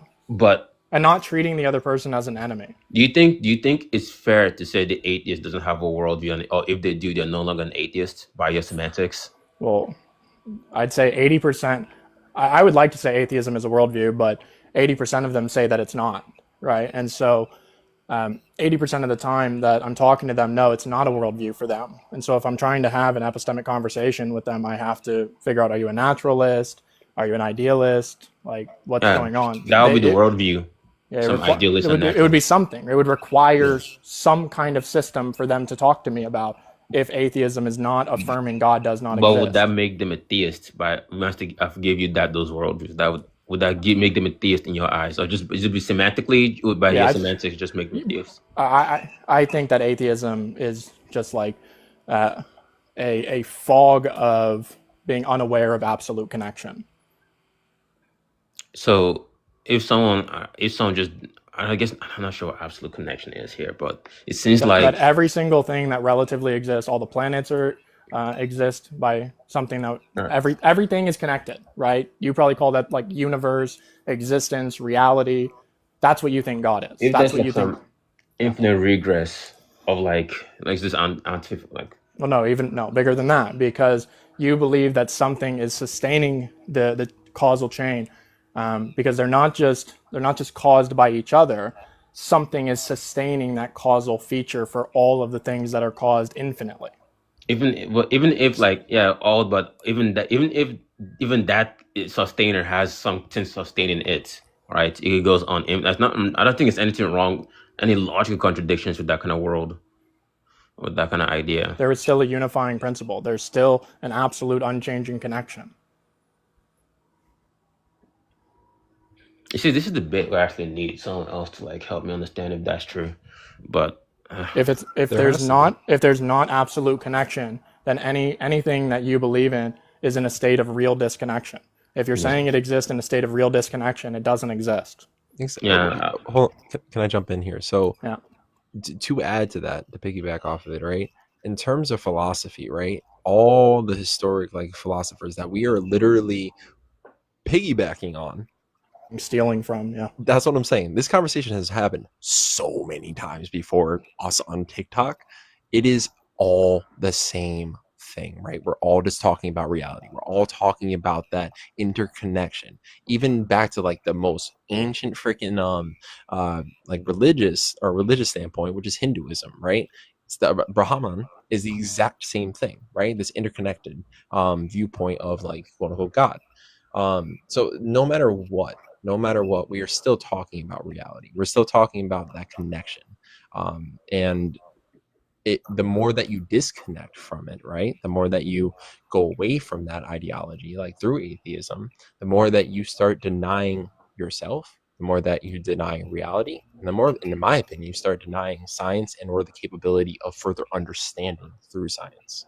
Well, this might be the last bit I think even an atheist might get confused is, let me say I agree to this definition, like this unifier, and I could posit some whatever that unifier is. It could not be that maybe I could get this other further evidence to back my claim, but then what about the theist, the Christian? Like, would their worldview still be valid in that point? Like, can we both be right, or is only one of us actually right? The reality is right. Whether we call it God, whether we call it this, whether we call it that, reality is the only thing that is actually maintained 100% like facts. Because Bobby, it really reduces down to it. Sorry, Missy, you can go. I was just gonna say, never mind. Go ahead. Okay, Bobby, it reduces down to it is what it is. Okay. Yeah. Right. So once we agree everything that exists is what it is, cool. Now we're all right. Okay. And now I'm going to ask you, what do you think it is? Well, we can be all right because I'm assuming you hold do you deny God being Trinity and all this. No, wait. Listen to what Shark just said. Do you deny that it is what it is? It is, as I wouldn't deny it is what it is, I guess. You wouldn't deny right. But there'd be some ontological differences. Well, hold on, but we're still right within the fact that we claim that reality is reality. Yeah, right? Who cares? We might be wrong. Tosh might be wrong. Poop on Tosh. But guess what? During this process, we're connecting, we're understanding, we're growing, we're listening, we're reflecting, we're analyzing, we're echoing. But you're not reasoning. I guess I could. I mean, it's not controversial. The context is the reason when we analyze. So, like, I think that the Trinity is necessary because I hold that the foundation or connection is knowledge, right? And I think that knowledge is necessarily relational with a knower knowing what is known. Okay, this is a commitment that I'm willing to make. If you don't want to make that commitment because that language makes you uncomfortable, you don't have to adopt that. All right. Last question, I'm done. Shark, who do you think is more likely to be telling the truth, you or Tosh? Both of us, if we're honest. Yeah. How is that possible that you both are telling the truth? Because we're connected by a state of honesty. Exactly. It is what it is. We can just look, just how like Plato and Socrates can be. You see how he tried to separate us so quickly, man. Wait, what do you say? Who's right, you or Tosh, man? Pick one. Exactly. So in this, it's so funny because this relates straight back to the book that I was going to recommend. Everybody, if you can get your hands on a book called Sick Souls, Healthy Minds, How William James Can Save Your Life, I urge you so hard to read this book. It's a short read, and it's about determinism versus free will, and it just highlights a lot of what we're talking about. What's it called? Sick Souls, Healthy Minds, How William James Can Save Your Life, and he is like one of the founders of psychology. And from this, Bobby, so now that you know that both me and Tosh are capable of honest expression and communication, but we're both fallible and could be wrong. Well, then we figure out who you want to learn from and why, and that's up to you and your psychological states. And then you'll pick a teacher or a friend or a brother, a buddy, and you'll borrow some language, you'll figure it out, and you'll analyze, hopefully, how do they treat people, right? Like, the atheists have such a hard time swallowing the pills that Darth Dawkins says, but they act just as evil as he does. They act just as vile. I agree. And Are we still talking about searching for what's true? yeah, No. we're searching for what is true because we're bouncing these ideas and these beliefs off of other people. And so if individuals hate how Darth Dawkins treats other people, but then they treat people in the same manner, what does that say about them? I mean, I agree there, but if I want to ask you, maybe I might understand. When I ask you who's more true, you or Tosh, you're just saying you both are because Only you're if honest. only if we're honest. Yep. Yeah, only if we're honest. How does If those two things are in direct contradiction. They wouldn't be, because there's a different context. A contradiction is a proposition and its negation given the same context. I believe that we live in an eternal mind, and that grants everything a context through a different perspective. Tosh's perspective, if honest, is correct. No, what's funny is I believe the same thing, but I just think all things are the eternal mind. Tosh, you believe everything is? You believe the universe is the mind? In a sense, like in terms of like the definition of a mind, it's either mind-like or a mind for me, and especially. Would you hold it to be like a conscious system? Is that kind of what you mean by like that? So, kind of, right? In terms of it being aware, we can draw like vast similarities to that, right? And just in terms of like how things are so symbiotic and how things are so well just put together, right? Damn, like fine tuning, Dosh. Exactly, right? No, not the fine tuning. It's almost like, wait, it's almost wait a like second. contingent reality adheres to the rules of being contingent. Am I like Can I be? Wait, I really quickly, Shark. I have some tough love. I messaged you. I can tell you it here or tell you it there. You have like tough in love private. for me? I do.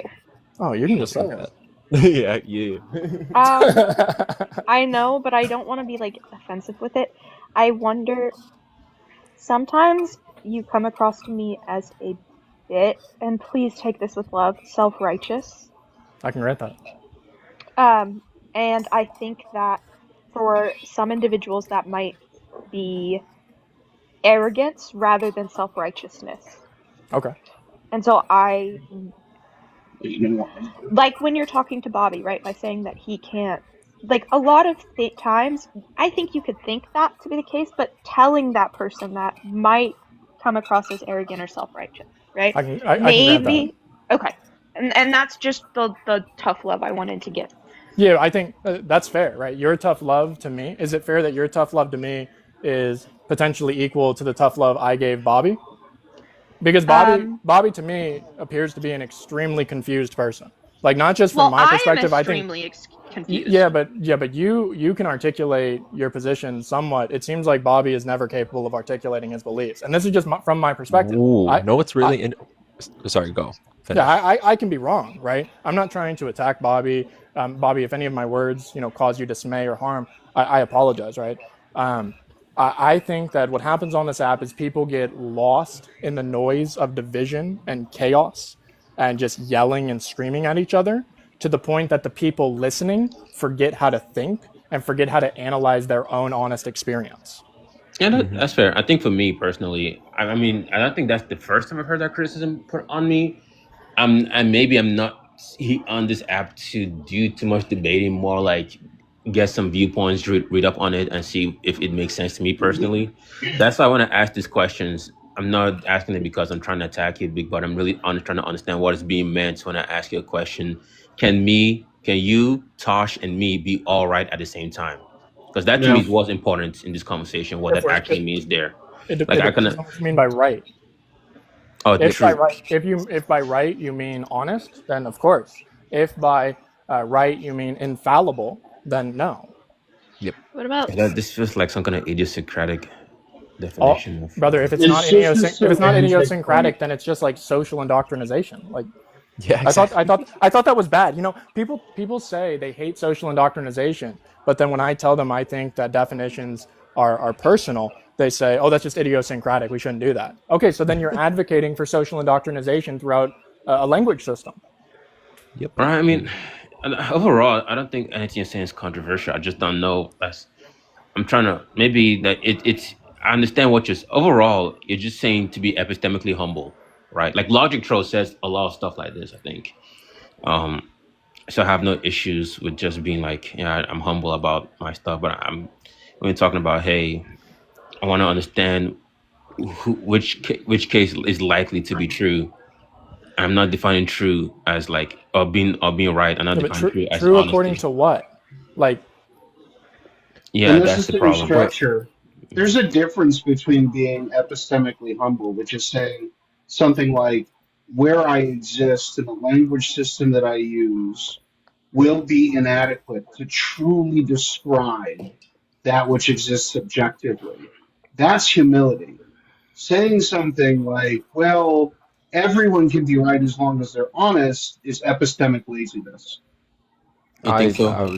I'm going to push back on that hard. Because not everything is right? You would have to deny disjunction. Either something is or is not. Say that everything just is, you erase distinction, and there's no longer any intelligibility. There's no longer a capacity for meaning, which is what you push for, Sharp. Then you would. So something has to be right. You would have, honest perspective is right. It's not about subjective honesty. It's about ontological coherence. Wait, hang on. No, it's about objective honesty. How is one objectively honest? Yeah, when you're living a subjective and epistemically limited existence. Because our perspective objectively exists. My meat suit, my reaction to stimuli, my feelings are objective. No, they contingently exist. They're not objective? No, because they are dependent upon priors. How are you defining objective here? Yeah, I'm objective is independent of priors. What does that which is objective is necessary. I have no idea what he's talking about. So are we objective? He's just using modal language. Like when I'm using modal language. Like I'm using the language these other people use. So like the person who now has to go get a teacher isn't Bobby. And I'm not doing this to be mean. Does my body? It's like this is where the confusion erupts. Wait. Is because you are epistemically hang on, Tosh. Does my body objectively exist? No, it contingently exists. Right. Yeah, I would never speak like this. I would never. So here, Bobby. Here's the difference, right? You would analyze, or I analyze. No, you want to invoke modal language and then say, "I don't like to use modal language." I would never. Wait. Does reality exist as reality, Tim? Yes, that reality, what kind of reality is it? If all reality is God, like this is my problem with the modal collapse of pantheism. If God is the universe, then the necessary is contingent. And when I say necessary, right, what I mean by necessary is that it cannot not exist. Whereas contingent things could fail to exist. Yeah, this creates distinction between other contingent states because you have a necessary ground. If there is no distinction, there is no intelligibility, and pantheism becomes incoherent. So please, I need to understand this. Are you saying that, like, all things, and especially within like a pantheistic viewpoint, right? All things that exist could exist in a different way. No, if you're saying if all things are, if there's this modal collapse, then if everything is God, nothing is God. It's unintelligible. No. Once again, the totality of all things together is God. It's not any one thing or like a part of it, right? Like that's not my claim. And again, so you're saying like the modal collapse of. Yeah, and even collapses down in the macro. Are you more than the collection of discrete particulars that make you up? Like if I took all of those things and copied them, would it be you? If you took all the things that I am and copied if I took all the physical discrete particulars that embody who you are, Tosh, and copied them. Exactly. Is that other copy you? That's not really possible, but It's not about possible, right? It's a hypothetical, right? But intuitively you say, no, that's not me. Because you are more than the sum of your particulars. no, You intuitively believe that there is something more than just your physical body that makes up you. I don't.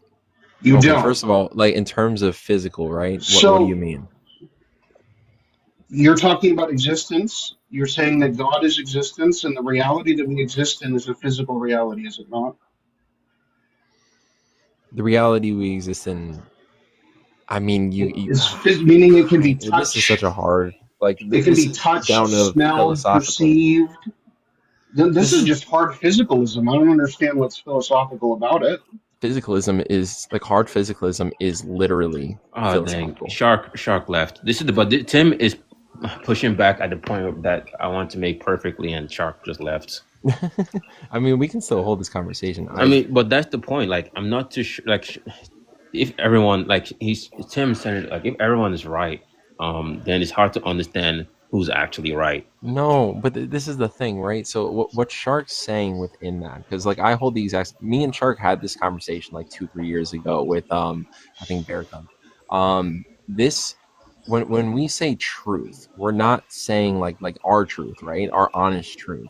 We're not saying an objective truth in terms of like denoting to the exact truth of another thing, right? It's our perspective. And that's the thing. That perspective is a truth as long as it's honest. It's not saying that we know all the things about that thing and the truth about that thing in totality. That's the lowest tier of truth to strive for. Because like for you to be epistemically humble, you have to admit you don't know shit. That's the point right? of saying that. And so the truth claim doesn't exist in levels of importance at the epistemic level, especially when you're talking about things concerning ontology or whether something exists objectively or necessarily. It's important for you. That's the point of it. Your truth is important for you, right? So like, and that's the big distinction, right? When we're talking about objectivity outside of yourself, right, and trying to truth is that purple flying unicorns exist. Okay, now you're just being disingenuous. Now you're just being disingenuous. Why hold this conversation? Seriously, if you're just going to start making crap up, it's 100% disingenuous. It's like the flying spaghetti monster. Pushing it's a your disingenuous proposition to absurdity to show how absurd it really is. It's not absurd. Right? It falls under the realms of sophistry. He's not being disingenuous. He's just being It's 100% disingenuous. It's one to interrupt me in the middle of. He's saying that he's giving a reductio. Go ahead and just show how he's being disingenuous. Again, giving the reductio and interrupting me in the middle of my explanation of what I'm trying to say is automatically disingenuous, right? It just shows that you're not actually like engaging with me. You're not actually trying to hold. I'm sorry, I didn't know this was a formal debate in which I was required to cede time back to you. This is just an informal conversation between two interlocutors. I like when we have. Go ahead. I'm not really like here for a formal debate necessarily, right? I'm more so like, so you're again trying to show how outlandish my viewpoint is, right? If you're going to do that, I would rather it be in a genuine way, right? And in terms of actually trying to get to some sort of understanding of why I am having this outlandish statement, right? Which is also Coco, write it up. Coco, schedule it up. You heard it. I mean, that's what he's doing. Like, he's giving the reductio to show that your view, right? Like, he understands your view, because if he didn't, he wouldn't be able to give the reductio. He doesn't understand my view. Coco. Awesome. Like, and again, No, go ahead. Coco, either you're live or on Day of Debate, schedule it up. I'll formally debate you on this. Sure, that's No, fine. I no, mean, we maybe. can. So hold on, Bobby. So we can debate our beliefs. That really is going to get somewhere. The whole Yeah, point of a fucking that's the debate. That purpose doesn't of make sense. Do you see debate. where that doesn't make sense? What do you think So the point wait, of a we just debate is? spent Because Cosmic, no, we no, no, just no, no, spent no, like the no, no, no. last Debate is hour whoa. over the importance of honest and communication. Why would I want you to debate me on anything other than the worldview you actually hold? Exactly. That's the point of a fucking debate. You understand? Like a debate is two And why people wouldn't I run grinding the to And this understand is worldview that why. I each other's actually views. hold? So I've been having these debates right on and off for 5 years on this Go ahead. app, right? I find very little utility debating Mhm. philosophy, right? In trying to make truth claims about philosophical statements, because Then again, stop making them. I prefaced this by saying this is my belief, correct? You're still making a philosophical claim, That is right? my belief. It Keyword doesn't belief. doesn't matter whether it's a I don't even hold to it like a Hold on. justified If true you're gonna belief. go on too tough, You're missing Like something very I think big. that the beliefs are a like if you're gonna go priori. onto a philosophy panel, and what the fuck are you doing on the philosophy panel? I was talking to Coco and Shark, and now it's turned into this, and Bobby. But now I'm getting berated Oh and no, or Cage is finally here. Wanted him Shark to be here. No, Oh, I'm I'm trying to not. understand, right? Like you're saying 5 years of going on to philosophy panels, debating, and then you said you'd no longer do it. But the whole point of a philosophy panel is to understand your view, right? And then get pushed back on it, which is just a debate. Like I don't understand. I don't. Like I if you're didn't not Wait, come here the wait. to debate, what the debate fuck? my. I did not come here to debate my philosophical view. I Okay, came what did you here, go? right? To be fair, Tosh was here enough for those reasons. It all started with Shark and what he Wait, was hold on. saying, and my Hold on. pushback with Wait, Shark. wait, wait. We should let Tosh finish though. But yeah, we were having a conversation. That's what I'm saying, Not really this is debating. exactly, and this is what I'm saying, right? This is why I actually think that this lacks true utility, right? Like if we really wanted to come with pushback, right? Or like if y'all want to come with pushback, I'll gladly talk to you about this and explain that I have an agnostic viewpoint for panentheism as well, right? Um, Although in terms of my belief and what I find to be my truth, in terms of like the big bounce and understanding like an internal quote unquote universe, right? Or like again, based off of my belief in CCC, that's what I have come to my conclusion for, right? But if we're talking about like actually what is going on in terms of reality, the only thing that I claim as truth is reality exists as reality is. Anything else is our perspective or our presupposition about it. What did Shark say that makes you so confused? You're talking about semantic. Shark says that no Atheism. one can be wrong if everyone is honest. I said that that's epistemically impossible. And why would we ever take that as anything more than complete gibberish? Because y'all don't know what he's saying. No, Can we maybe restart? okay, well, What's your goal at the top, I Coco?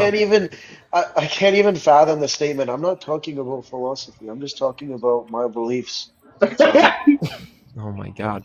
So again, right? Philosophy is centered around belief, and that's why we can't come to any.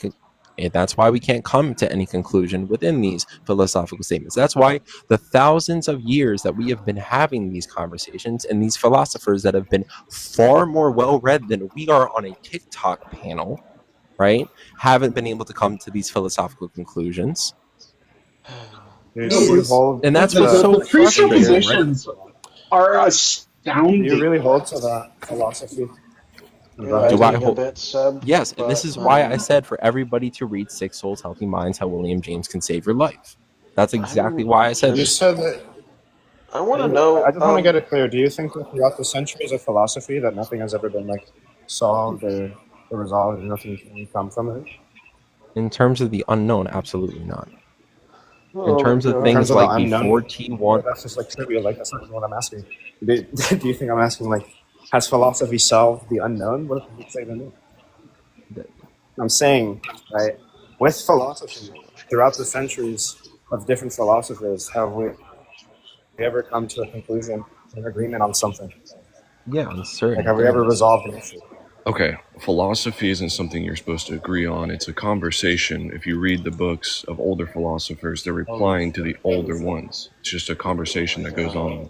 Thank you. This is And horrible. also, philosophy is about the nature of things, the real, true, bottom line. This is so bad. I can't, like, sitting here, right, listening to these, like, dumb fucking positions. Philosophy is only restricted to that of metaphysics, or philosophy is only restricted to that of belief, and that's the main thing this domain quantifies over.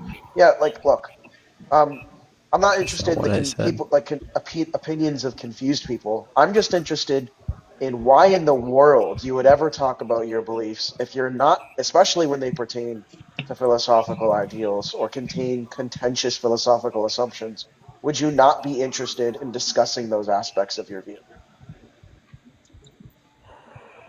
Again, I have discussed this thoroughly for a very long time, and there's a reason why I just explained why my belief in pantheism is my belief, even though I hold an agnostic viewpoint to panentheism. Because no matter what, right, whether it's a creationist viewpoint or non-creationist viewpoint, this exists. And whether I call it God or not, right, this exists. No, But the issue is not Tosh's position. The issue was my main question, the contention I had with Shark, and because to me, I'm not too sure if all Shark is trying to tell me to be epistemically humble or something like that. Then in that case, cool, we can meet at this middle ground. But when Shark goes on to say this other thing where all viewpoints are right, so all viewpoints lead to truth, or I'm not sure if I can be right, Tosh can be right, Forrest be right all at the same time, or we could all tell the same truth. And that's the part where I'm not too sure. It's unclear to me what Shark is saying there. And I think that's the part Tim was trying to make a pushback, and then led to you, Tosh, unfortunately. Yeah, and that's fine. Like, I don't mind holding this conversation, right? That part when Shark says is the actual part of contention, not so much your own actual views, right? Yeah, exactly. Right, and the only thing that Shark was saying, right, and this is what's baffling to me, that people are like attacking it and saying that it's like gibberish or nonsense, especially within like a philosophical context, right, is the id, right, and the truth of the id is extremely important in terms of being able to rationalize the self, right? We're not talking about being able to rationalize the objective outside of you in terms of being able to rationalize the self. And like, I think philosophy does that? Like, you don't think philosophy Age, you're about... so far out of context right now.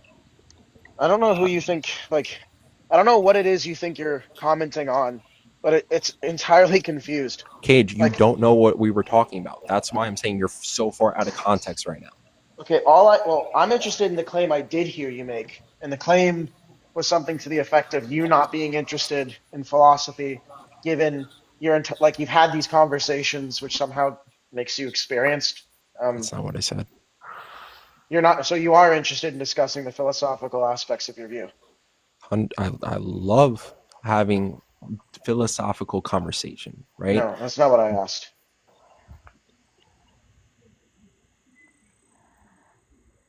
I asked you if I could finish, maybe you would have like understood exactly what I was. Maybe, are you lagging, Cage?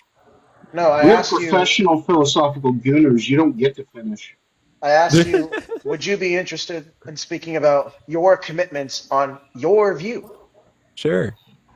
Okay, so then if that's the case, then let's just talk about them, because they're divorced from whatever Shark's confusion is. Look, again, this has turned into a conversation about my viewpoints, right? I was not here in the beginning to talk about my viewpoints in terms of that. I was here to talk about Shark's viewpoint and yeah, he's calling. I was here to talk about Shark's viewpoint and also discuss what Coco and Shark were talking about, and then also jump in with what Bobby was saying, because I think there was a lot to learn from there and to learn in general for anybody that was here, right? Now it's turning into a philosophical debate about my viewpoint of reality itself, right? No, just really anything. And yeah, that's typically how conversations go. They change and they evolve and they grow. Yeah, 100%. But again, it got dragged into something that I was not like intending to be here for. Again, Are you just saying you don't want to talk about your view? Is that it? Like, just say that instead of this long, drawn out, like 5-minute soliloquy. I said that in the first. I already said that, right? I said that I did not come here. That's a contradiction because I asked you, did you not say, are you interested? I asked you, Are you Cage? Are you? Oh no! Here we go. If we're gonna steamroll, right? Are you saying that? Am I interested right now, or am I interested in general? When I said to you, you told me or made the claim that you were generally uninterested, given your 5 years of talking about philosophy. There's no utility in the conversation, and as such, I don't talk about it. And you said, no, I am interested in talking about my view. I said, okay, well, let's get your view. Then you gave me your 5-minute unskippable cutscene history of a conversation that had no relevance to your claim. So now, when I ask you to talk about your claim, now you don't want to do it. Or now you do want to do it, but before you didn't want to do it. It's just contradictory nonsense. I just want to know, do you want to talk about any commitment that you have philosophically? Right now, sure. Why not? Wait, okay. What's one commitment you have? My commitment is that my set belief is pantheism with an agnostic viewpoint of panentheism. Okay, justify that. And what I'm not asking for... You're such an asshole. Bro. He is. He's just antagonistic. Yeah, it's really funny. Let him finish with Bobby, bro. What I'm not asking for is a justification for panentheism being true. I'm asking you to justify your belief in the matter. Okay, my belief in the matter comes from the fact that reality exists, right? So the two different viewpoints that I hold based off of reality mainly come from like the expansion period and or like what people call the creation period, which is not creation period. And like what that has told us and or like given us in terms of information of what quote unquote came before or what's possibly coming before. I think. Do you know what I'm asking for when I ask you to justify your belief? Proof. Proof of what? My belief. No, I think I can grant that you have that belief, dumbass. What I'm asking you for is give me the evidences that make it reasonable such that you hold the belief. What did I just give you? Cage. You gave me some weird history on how you gathered the tell him to go eat shit and then ignore him and talk to Bobby, bro. That's what you want to do. Like, Cage, wait, Cage. Why are you fighting him? Like, we're not in a boxing match. It's really funny. It's honestly funny. And I love that you, Cage. I love that you dipped on a conversation about like injustice and oppression, but you are now engaging so hard and calling me a dumbass based off of this, right? You are so disingenuous and so far off of the mark. If you can't get your emotional regulation to the point of actually being able to hold a rational conversation, what is the point of these conversations? And this is exactly why, I can overtalk you forever, dog. I've had this exact conversation with so many different people, and it is just trying to antagonize people and get under people's skin to try to get to the bottom of their minds. And it is nothing more than manipulation. It is sad. It is freaking manipulative as all hell, and I really think that you need to sit down. But all right. Yeah, when you call somebody a dumbass and antagonize the shit out of people, you're gonna get an emotional rise like you want, like you do on Xbox Live or PS5 or whatever PC game that you do and grew up on, right? This is exactly what happens in these conversations all the freaking time. You argue about dumbass shit, and this is why I said the utility of this is not very high. All right. Well, I agree that you. Can I respond to that or no? Go for it, Cage. Hold on. Guys. Like we don't have to turn this into like a mudslide fest. Yeah, all I asked for was justification on his view, and it's got him hot and flustered. Even though he spent 5 years doing this, right? This shouldn't be hard. You call me a dumbass. Have been condescending as fuck from the beginning, and been an absolute asshole. That's why I'm getting mad. You don't know what you're talking about. You have literally no idea what you're talking about. Oh my god. You are rage baited. This is far beyond. Shark is no longer here. He was the only one. It's like Cage is like the opposite of Shark. All I asked for was justification for your view. You gave me some weird causal history, and then you crash out because I asked you to justify your view. Where in my justification or my explanation of my justification was I wrong? The fact that you didn't give a justification, you just explained the belief. What is what?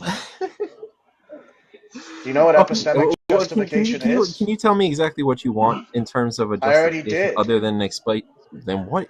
Like other than explaining my belief and explaining the parameters in which I believe it, based off of science and or our observations of reality. What else can I say? Yeah, okay. Keep in mind this guy spent 5 years talking about this. So let me explain to you what I mean when I ask you to justify a belief. What I'm not asking for is, please, can you expand upon the proposition that you have an attitude towards, if true? Can you expand upon the causal history in which this belief was formed? What I'm asking for is what makes this belief, right, this attitude towards the proposition, intellectually right or proper to hold in terms of how it relates to the truth of the matter, given the evidence and reasons that support the truth of the matter. I'm There not is asking you for your, like, what you ate this morning, how informed in your belief. I'm not asking for any of that. there's You're no basically just possible saying, way to prove and or root this within absolute truth. That's why it's a belief. Did I say absolute truth at any time? but all he's asking No, for is you to rationally justify your belief. I can That's it. rationally justify most of my beliefs. Thank you. Somebody on the panel doesn't, That's like, thank you you. could have said it simpler and not use a lot of words, but rationally justify any belief you have. That's it. And by the way, I don't know what absolute truth means. It seems like I didn't use any of that language. But I mean, just for the sake of conversation, whatever it is you interpret me to mean by a proposition that's true, I'm fine with it. By rational, I mean in accordance with logic and reason. Okay. No, not you. I said, and you've been doing this for 5 years. So I imagine you have like a standard response you give. Like, are you foundationalist about the matter? Are you some type of infinitist, coherentist? Do you have like a new contemporary view? I guess maybe like I don't really go too deep into the semantics of this. 5 years, folks. Some 5 years. semantics, some Oh my 5 semantics whole talk. fucking years in this Oh practice. my And he has You no probably idea what I'm haven't talking about. debated. You haven't The debated this for F 5 years. Just recant that statement and move on. Keep being an autist. I have been when I said that, right? I am not talking specific about just philosophy. I've been having debates like this and or about other subjects for 5 years on this app.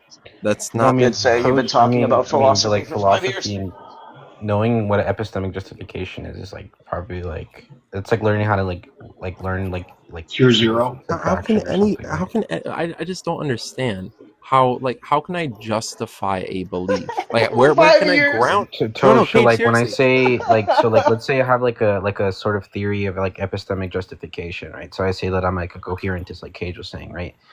What I'm gonna do is I'm gonna show you how my beliefs sort of create this coherent narrative of commitments, right? That enable one or the other to be true, right? So it's sort of like something like that along those lines, right? Or like if I'm an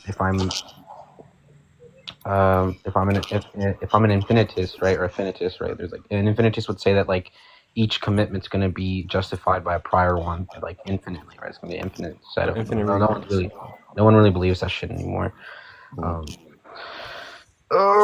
Stuff like that, right? Everyone has their own sort of flavor of how they go about verifying a specific commitment, right? But So you can even argue for that as well, right? So can I ask this clarifying question? Would Hume's copy principle be some kind of epistemic view that he needs to justify? Hume's copy Cage, answer this question, brother. The copy principle, basically, you can't know anything unless you've experienced it. Oh, you're talking just about like basic like empiricism.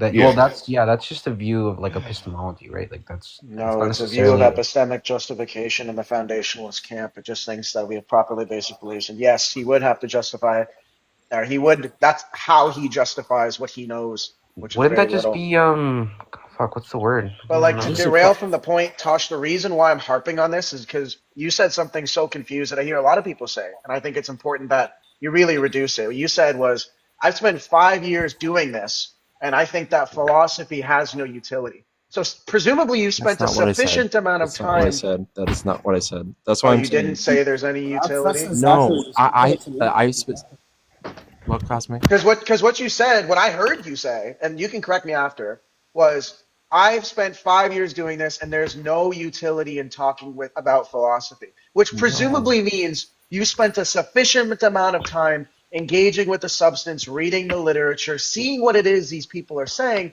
and deemed it not useful. But on its face, you spent 5 years doing this, and evidently nobody's ever asked you to justify a belief, such that you have no clue what that even fucking means. So I think you're drastically unlicensed in commenting on anything about philosophy if you have no idea what these primitive things mean. I mean, I didn't know what they meant until I started studying it, so. And this is what I'm saying, right? So before like this became a space of like truly digging really deep into certain definitions of words, right? Certain aspects of I said that's not what's going on, though. I mean, did you what did I just say, ISO? Yeah, you said that we were diving I'm not into talking about semantics. definitions. Nobody's Yeah. talking about semantics. Nobody's talking about fill of language. Yes, Nobody, not a single you soul. just said I don't understand certain primitive talking points, right? Yeah, within this. epistemic justification, dumbass. It's a concept, brother. This That's is what very I'm saying. important. How many times are you gonna call me dumbass, Cage? When you make claims that are so, it's like if I came up to a scientist, like some type of, I don't know, cosmologist, and I said, well, you know, cosmology as a general field of study is just, it has no utility, so I just do away with it. And then he That's asked not me what a star is, and I have no fucking clue what a star is. It's just ignorance. Okay. So again, right, when I was saying within philosophy, right, I'm not saying that philosophical debate and or conversation does not have utility. I'm saying Literally exactly what you said. Specifically, and again, like this is what like context, and I may have misspoke in terms of like truly articulating what I meant, but what I was saying is debate about the unknown, specifically within philosophy and philosophy, specifically about like theology, it just lacks a lot of utility. I cleared that up. I cleared it up and said, right, that's not what I was asking, right? Because what you said was what Cage is saying. And then you said about the unknown, and I said, well, that's just like fucking trivial, right? Like, of course we're not going to solve anything if it's fucking unknown, right? That's but then you what continue to argue as if the things that could be known. What is the prompt right now? The prompt is that you said something so wildly unjustified, and so wildly ignorant, Cage, that what nobody is the in their prompt? mind. I can't, like, actually can't read it. He's on pause. The prompt is about Christianity. Yeah, but okay, you like appealing to conversations. You made a claim about Phil. Yeah, you did. We were talking about philosophy. When I came in, you were talking about strictly philosophy, right? Philosophy simpliciter. Now, yes, theology might be involved in that, but that's not. Like you're saying simpliciter, right? Like you're involving the other thing. That's what I was talking about, and this is what I'm saying. I'm trying to articulate what I meant in that previous statement, right? I'm talking about either the unknown or these theological standpoints, right? I'm not talking about philosophy in general, and I'm sorry if I did not preface that correctly in the beginning. And like again, I don't know a lot of stuff, right? The stuff that I know is very subjective to certain portions of this. Right. I mean, I'm not sure it's useful to press Tosh on this because I'm not sure how interesting that is. Yeah, I mean, Tosh, like, to be honest, bro, you walked into a room full of Phil bros. Yeah, the issue wasn't Tosh. That's why they're upset. It's because you disrespected philosophy. I didn't walk. Wait. I didn't walk into a room full of Phil bros. Y'all walked into a room that I was already in, not talking about this stuff. Well, I mean, Coco's a Phil bro too. It's like this really community. Coco's a Phil bro, I guess. Wait, am I? It would be an honor. No, that's no. I mean, not necessarily, right? I'm that's saying a slur, in the sense that we're all fanatics of philosophy. Is that better? Fanatic philosophers. I like that. Fanatic philosophers, cool. That's like the N word with like an A instead of an R. No, yeah, people don't like Phil bros on this app, Coco. No one likes Phil bros. Wait, hold on. Am I considered somebody who studies philosophy by the community? I don't know. I haven't heard you debate too well. I'm gonna be honest, brother. But the issue was with Shark. Shark is gone. Can you reset your goddamn gift goal? Yeah. I haven't heard enough dumb fucks in between each time you make a statement, and when you get to that point, that's when I'm gonna be like, yeah, yo. Manny, did you hear anything Shark said before? No, I sort of left. Yo, Coco, I'm gonna be honest. I appreciated the fact that Missy told him that he's very self-righteous. Yeah, and also like Coco, you're like what, like 27, dog? I don't know. Like it was weird to me. Like it was like they're infantilizing you. I don't know what the fuck's going on. I mean, like I didn't find it weird. They're just like teaching me stuff. I'm chilling, you know. I'm I just feel at you, work, but you know, shit. Like you got it, bro. You can set your own boundaries and shit. Like it's not like someone gotta do that for you. Yeah, let me clear this up. Tosh, do you believe that about philosophy or no? That philosophical debate is useful? Yeah, would you say it's useful? Yeah, overall, it's 100% useful. Okay, thank you. That's basically it. That's all I want to know. All right. I mean, even when Tosh has been here on this app for 5 years, I never assumed that you're like in the philosophical space. I assumed like some other space. No, in Cage, if you were here for the other live with the topic about Charlie, that's more of where I lie in terms of like my understanding or debate, like is racial or like social issues. But I'm just trying to understand you. So you think theological debate useless? Political debate though, perfectly fucking utilitarian. yeah, because it actually is rooted within a reality that is tangible. Yeah, to the theologist, that's also rooted. Oh my fucking god! Hey, Coco, start insulting Theology everybody is on not the rooted in something that's tangible. Oh my god! Yet obviously not to you, the atheist who's not a theologian, but to the atheist theologians, they spend their life doing something Is that they someone view calling as me? meaningful. And unfortunately, I do not think that Yeah, I know truly... you don't view it as meaningful. However, the analogs are identical. The only distinction here is your attitude towards it. And if all you're reporting on when you say theology isn't useful is I think it's not real and talking That's about not Harry what I'm Potter level saying content, either. I then I'm said not interested. theological debate. First of all, I'm a pantheist or panentheist, which means that I believe in God. I hold theological talking points or like discussions a decent amount in my life. Tosh, Right? between me and you, if I'm an atheist and you're a pantheist, right? What are the different commitments that we have that are significant? It's not really that significant. If anything, it's So more semantics. like our views are compatible. They're not very different at all, right? So to someone who is a theist, a pantheist would be the equivalent to. Yeah. I think so. Political debate, as far as you understand, like political debate is contained in theology, right? Like that's like a sector of theology, right? Political debate of the church. Yeah, and that's a dangerous portion of it. Yeah, and you don't think that's useful though, right? I think that understanding it, right, to some degree is definitely useful, but in terms... Sure. Wait, so like, if an atheist and a pantheist looked in the mirror, they're the same thing, right? No. Like we're No, they're not the same exact thing, but there's just no major difference. No, and they're also not compatible. Presumably, if Tosh says that the universe exists and it's divine, it's more than what the atheist is doing. But Right. What do they even mean by divine there, right? I have no idea what Tosh would mean by divine. I doubt there's a reduction. Wait, Tosh or Tosh? It's Tosh. Okay, I'm like, yeah, Coco, that's what I'm saying. The stuff that you're talking with Shark, right? If you were to like, to me, and I think you're just trying to say meet in the middle, but I'm not too sure we agree when you say, hey, everyone has some understanding of everyone is right or everyone's trying to be true. Like, I mean, I get what he says, like at least in like a philosophical standpoint, right? But when we're into like the realm of like politics or like, I just think like this is how I'm understanding it. So there's like a capital T, right? There's a capital truth. There's something objective out there outside of us that exists, and all of us are basically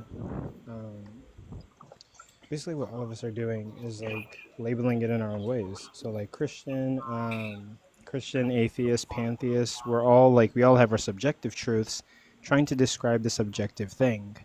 Right? So there's a capital T and then there's a lowercase t. All of us, we're going to sit here at the table and debate over our lowercase t and how legitimate or how justified our lowercase t is, but we're all trying to describe the capital T, which is the objective truth outside of us, our reality. Well, I think Christians are the ones who have the elephant, and everyone else is looking at the elephant's ears and feet and its tail, and Christianity is looking at the actual elephant itself. Yeah, so Shark has like a very good point. Like, whose lowercase t is truly describing the capital T in the best way possible. We're taking Shark at all more than like a circus clown at this point. Like genuinely, I'm curious. Like when you think Shark talks about distinctions in truth, do you think that's from literature or any informed position, or do you just think that's off the dome? Uh, do we think Shark is not reading? I I think he think might it's No, be both. reading. I don't think if you were to ask him what his relevant familiarity with Alethic sources are, yeah, he wouldn't be able to fucking tell you. I Probably mean, not. I thought he was reading. He definitely does read a lot. I would say that it's from both perspectives, right? Maybe not as deep as you, Cage. I think that you go very deep into literature, and that shows in terms of like certain just certain levels of your intellect, like especially I about. don't. I think that most people don't read or pick up a book or know what a journal of philosophy or any scientific or academic journal is at all, let alone how to get to those pages. And I think by comparison, when you take the people that can't be bothered to crack open a book or even watch a YouTube video and you compare it to somebody who spends just 10 minutes reading every day, yeah, I'm going to look pretty fucking smart because the other person isn't doing anything at all. I definitely think that Shark has dove very deep into the psychology portion of this, and that's why he actually can hang in these conversations. But in terms of like specifics about philosophy, I don't think he reads as much as you do. I think that you read a lot more, especially in the debate space, about philosophy than he does, right? And more than most people, like at least within the space that I've seen, in terms of like again, like your talking points, the way that you conduct your Yes, we get it. conversation. Cage is well read. The fucker studied it. Okay, but he's just saying that the average individual in the space doesn't really read any books, and they sort of. I agree, and that's a problem, right? And how are capital T truths, like Coco, let's just take that for a second. Okay, there are these capital T truths. These Yeah. are lower T truths. What does that distinction do meaningfully? What is employing that actually do with how we use the concept? I mean, it just like I guess you like sort of have a point, but it's saying that like there's like it's making a distinction, right? Because like somebody could walk up and say like the spaghetti monster exists, right? And that's like a lowercase truth that's kind of like ridiculous, but there is something that's like objective that we're all trying to like get at and point at, and like I mean that's the reason for having these debates. It's distinguishing like two types of truth. One is like personal experience and like opinionated, and that opinionated truth is trying to get at something that's like So grounded just in subjective and objectivity. objective truth. But Yeah. you're still doing the same. All you're doing is you're taking fact A, right, and fact B and saying they correspond. Now, fact B can be a stance-dependent fact, your attitude, your preferences, your desires, your beliefs, or it can be a stance-independent fact, an actual object in the world. Either way of what fact B is, you're still identifying a relationship between A and B, such that when you say the word true, all you're picking out there with that word is true, or the predicate, is the existence of the relationship, irrespective of the second member. It doesn't matter what it is. So when I'm looking at this, I'm saying, okay, what Coco means by is true is that a particular type of correspondence relation exists between fact A and B. That's it. I don't need to ask more about B. I don't need to do some type of analytic reduction on B because it's irrelevant to whether or not there's a truth. All right.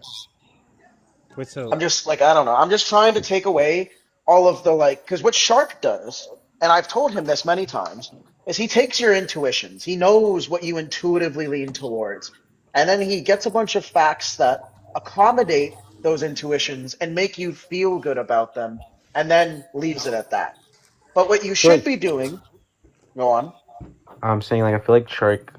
I don't know if he's ever read into or thought about like virtue epistemology, but it seems that's sort of the. It seems like that's sort of or like something around like pragmatic accounts or something. I don't know, like something like that. Like it seems like that's sort of the vein he like when you're saying with like when it leans into your intuitions in order to make you feel like it's true or whatever. You know what I mean?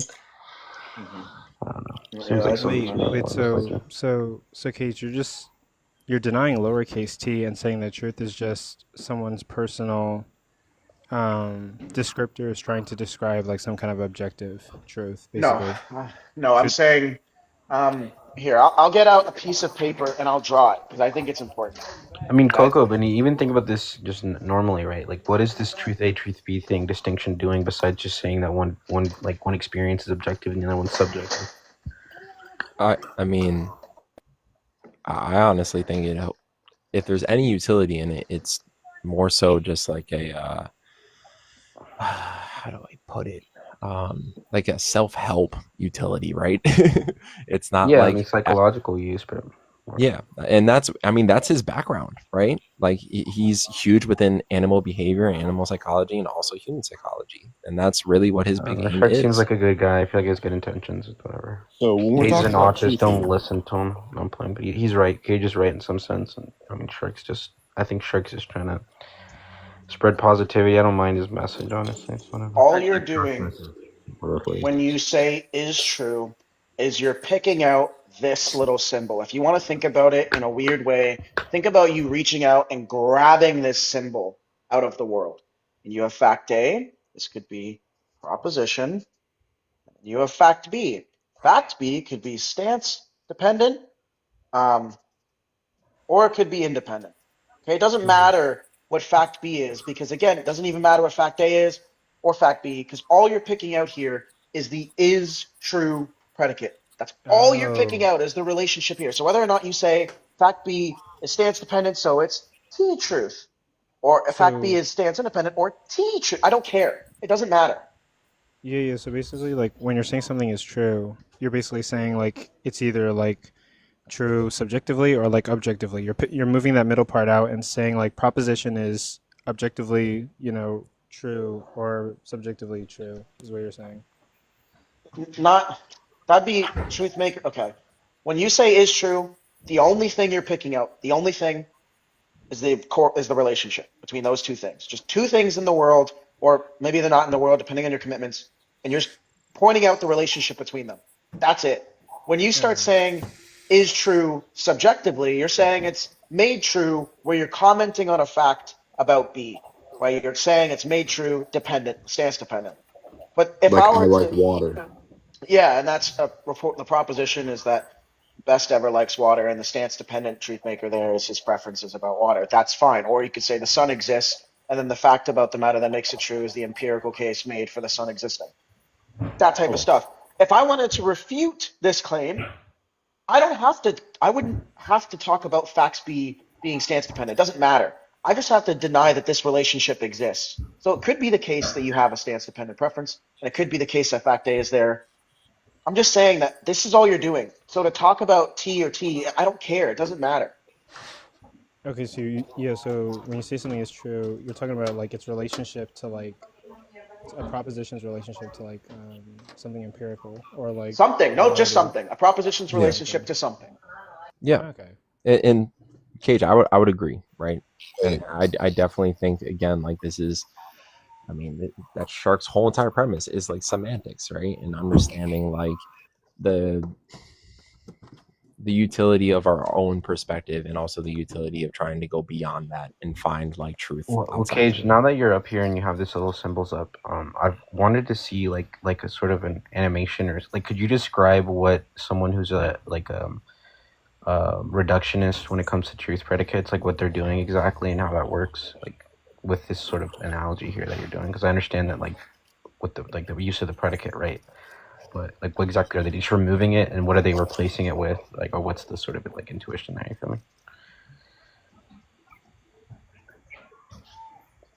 me? So I think you're talking about deflationism.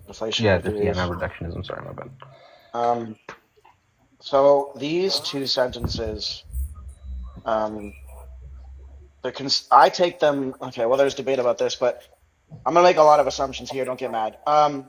Essentially, they're a commentary about whether or not these two statements share the same conceptual content. To say the snow is white is true, and to say the snow is white, is that saying the same thing? The deflationist answers yes, it's saying the same thing there, that these two sentences contain the same conceptual content, the same assertions.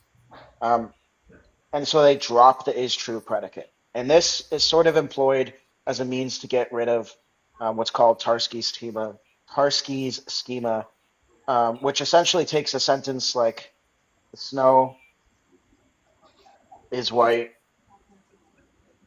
is true. And then what Tarski does, because he is a mathematician, groups this, and then adds the false predicate or is false, and says if this relationship isn't correspondent, then it's a contradiction, right? Because to say the snow is white is true. Perfect. Think of it like in other types of logic where you have box. So if the opposite is false, then the proposition is true. I'm just trying to show different why that this was employed. Right? This is just why people drop the is true, because then you can get rid of that, and it doesn't matter what the operator is on the outside. There's no contradiction. All right. Well, will you clarify? You're not saying the truth is in the proposition, though, right? Truth is independent of that, right? No, they're saying that to say the snow is white is true is identical to say the snow is white. The is true is just implied.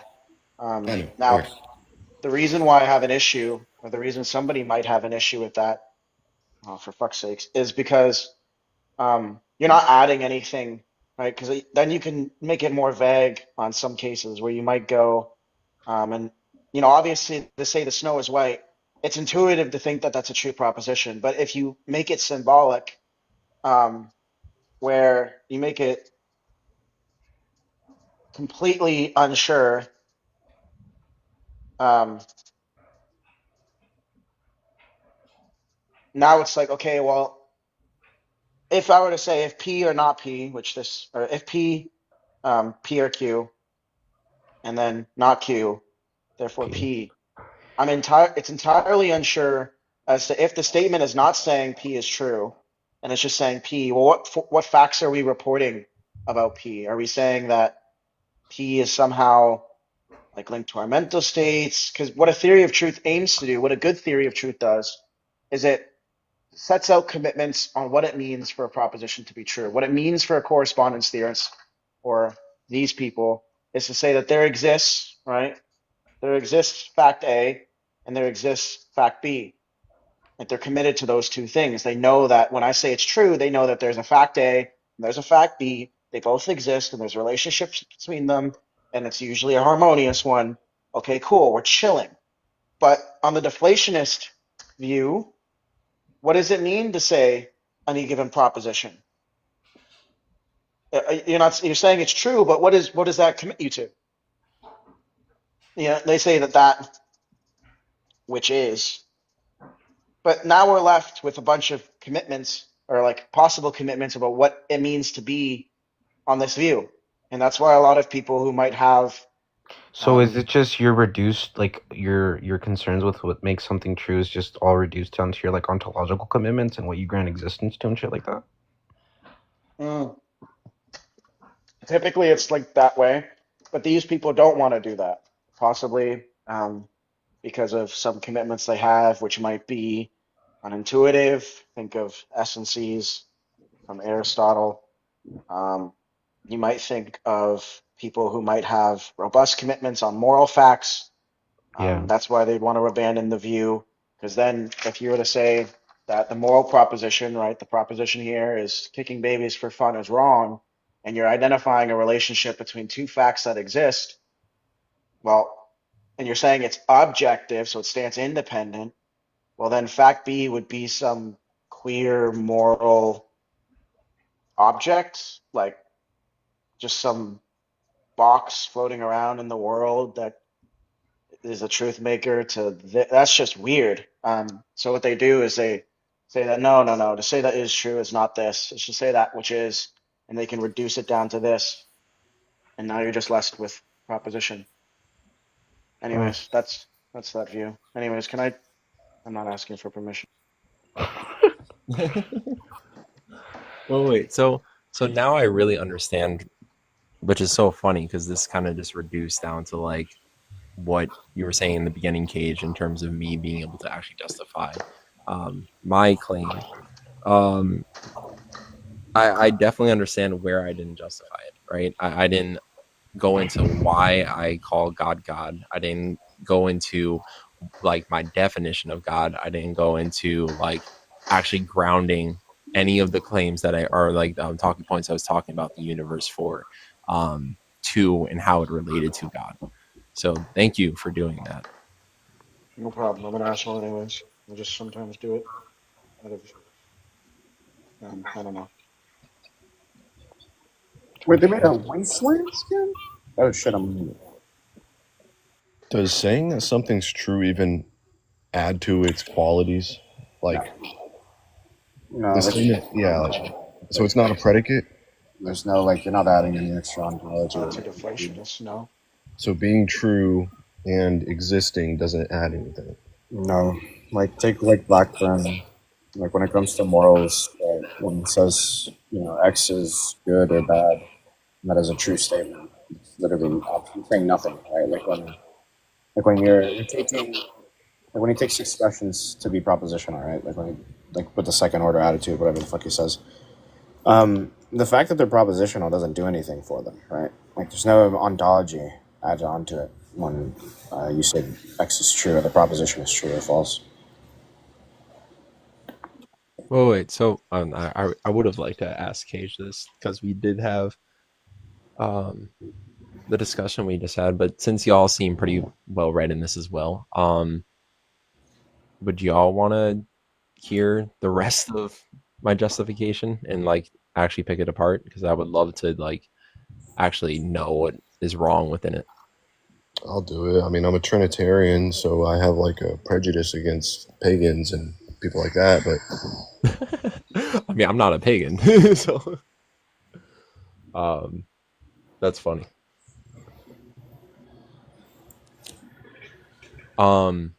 Okay, so like going back to what I was saying in terms of like the universe and stuff, and like I believe in an eternal state, right? I wouldn't necessarily say that it's true determinism, in the way that like everything comes from one like a prior state or a prior thing. But the reason why I call that God is like definitionally, especially like through like the Merriam-Webster definition of God, it's denoting to the ultimate reality, right?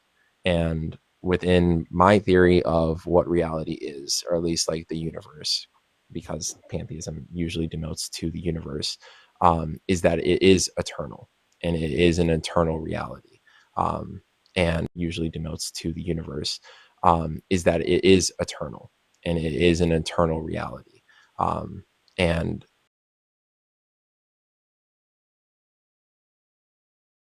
right, there is no outside of that. If it's eternal, there is no beginning, end, or outside of something that is eternal.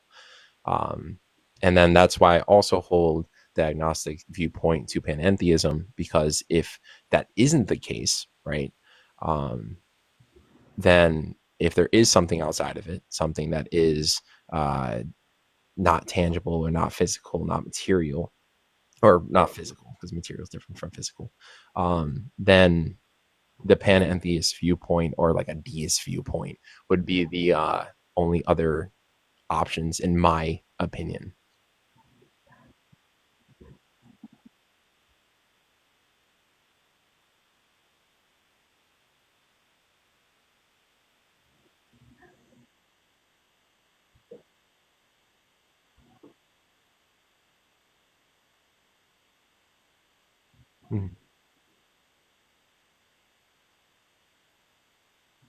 Yeah. No, Where does it say that it has a beginning? Because even within like Hawking's and like Einstein's viewpoint of it, it's saying that there's either a vacuum or false vacuum. So vacuum meaning like nothing, right? It's like this viewpoint of nothing, or the false vacuum as it's acting as nothing, or like it's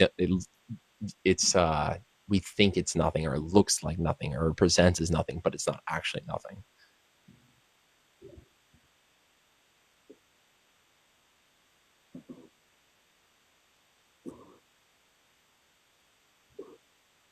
No, that No, doesn't. no, it's an expansion period, not a creation This period. isn't a coherent concept. That doesn't even make sense. No, expansion began when you extend Plato from one end to another. Does that mean that the Plato began to exist? exactly. Yeah, if there's no time is revelation of events, but if there's no events to be able to occur, right? Then what the fuck is even gonna happen? There's gonna be no beginning.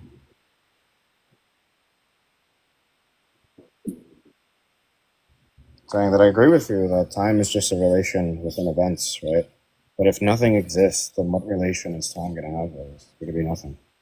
Gonna be no. Supposedly, if the universe began to exist, then before the beginning of the universe, there was nothing. Exactly. And that's like in terms of like a panentheist or like a Christian viewpoint. That's more so the idea, right? That there is that vacuum, that there is that quote unquote nothing, and like God created this out of like quote unquote nothing. I've heard like there is some sort, somebody told me the other day that like people are saying now that there is some sort of like primordial material or something like that, which is really interesting, that God used to create the universe. But I think that's really weird. But in terms of like there's what, two different options, and it's as you said, like the vacuum or like the big bounce. It's a big bounce, big crunch, or just like the Big Bang is like the quote unquote start, which no cosmologist is saying.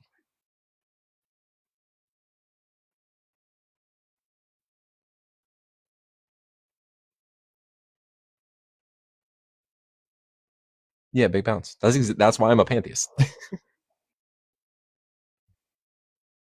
Yeah, I agree. That's literally what I believe is the actual truth. And I really think that once heat death or do I have to say heat unaliving? Once that actually occurs, the bounce happens again. And like that's our biggest prediction of what is going to happen.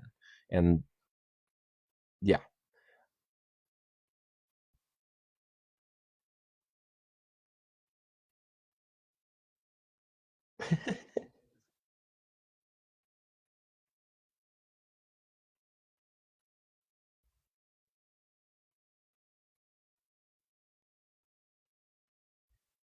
I'm respect to that viewpoint.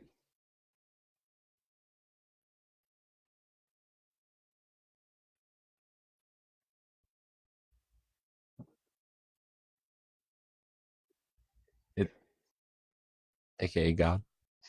and I respect that, right? So like, and that's why I hold a panentheist viewpoint, because that's literally what panentheism is. So like I hold a panentheist viewpoint because that's literally what panentheism is. So like I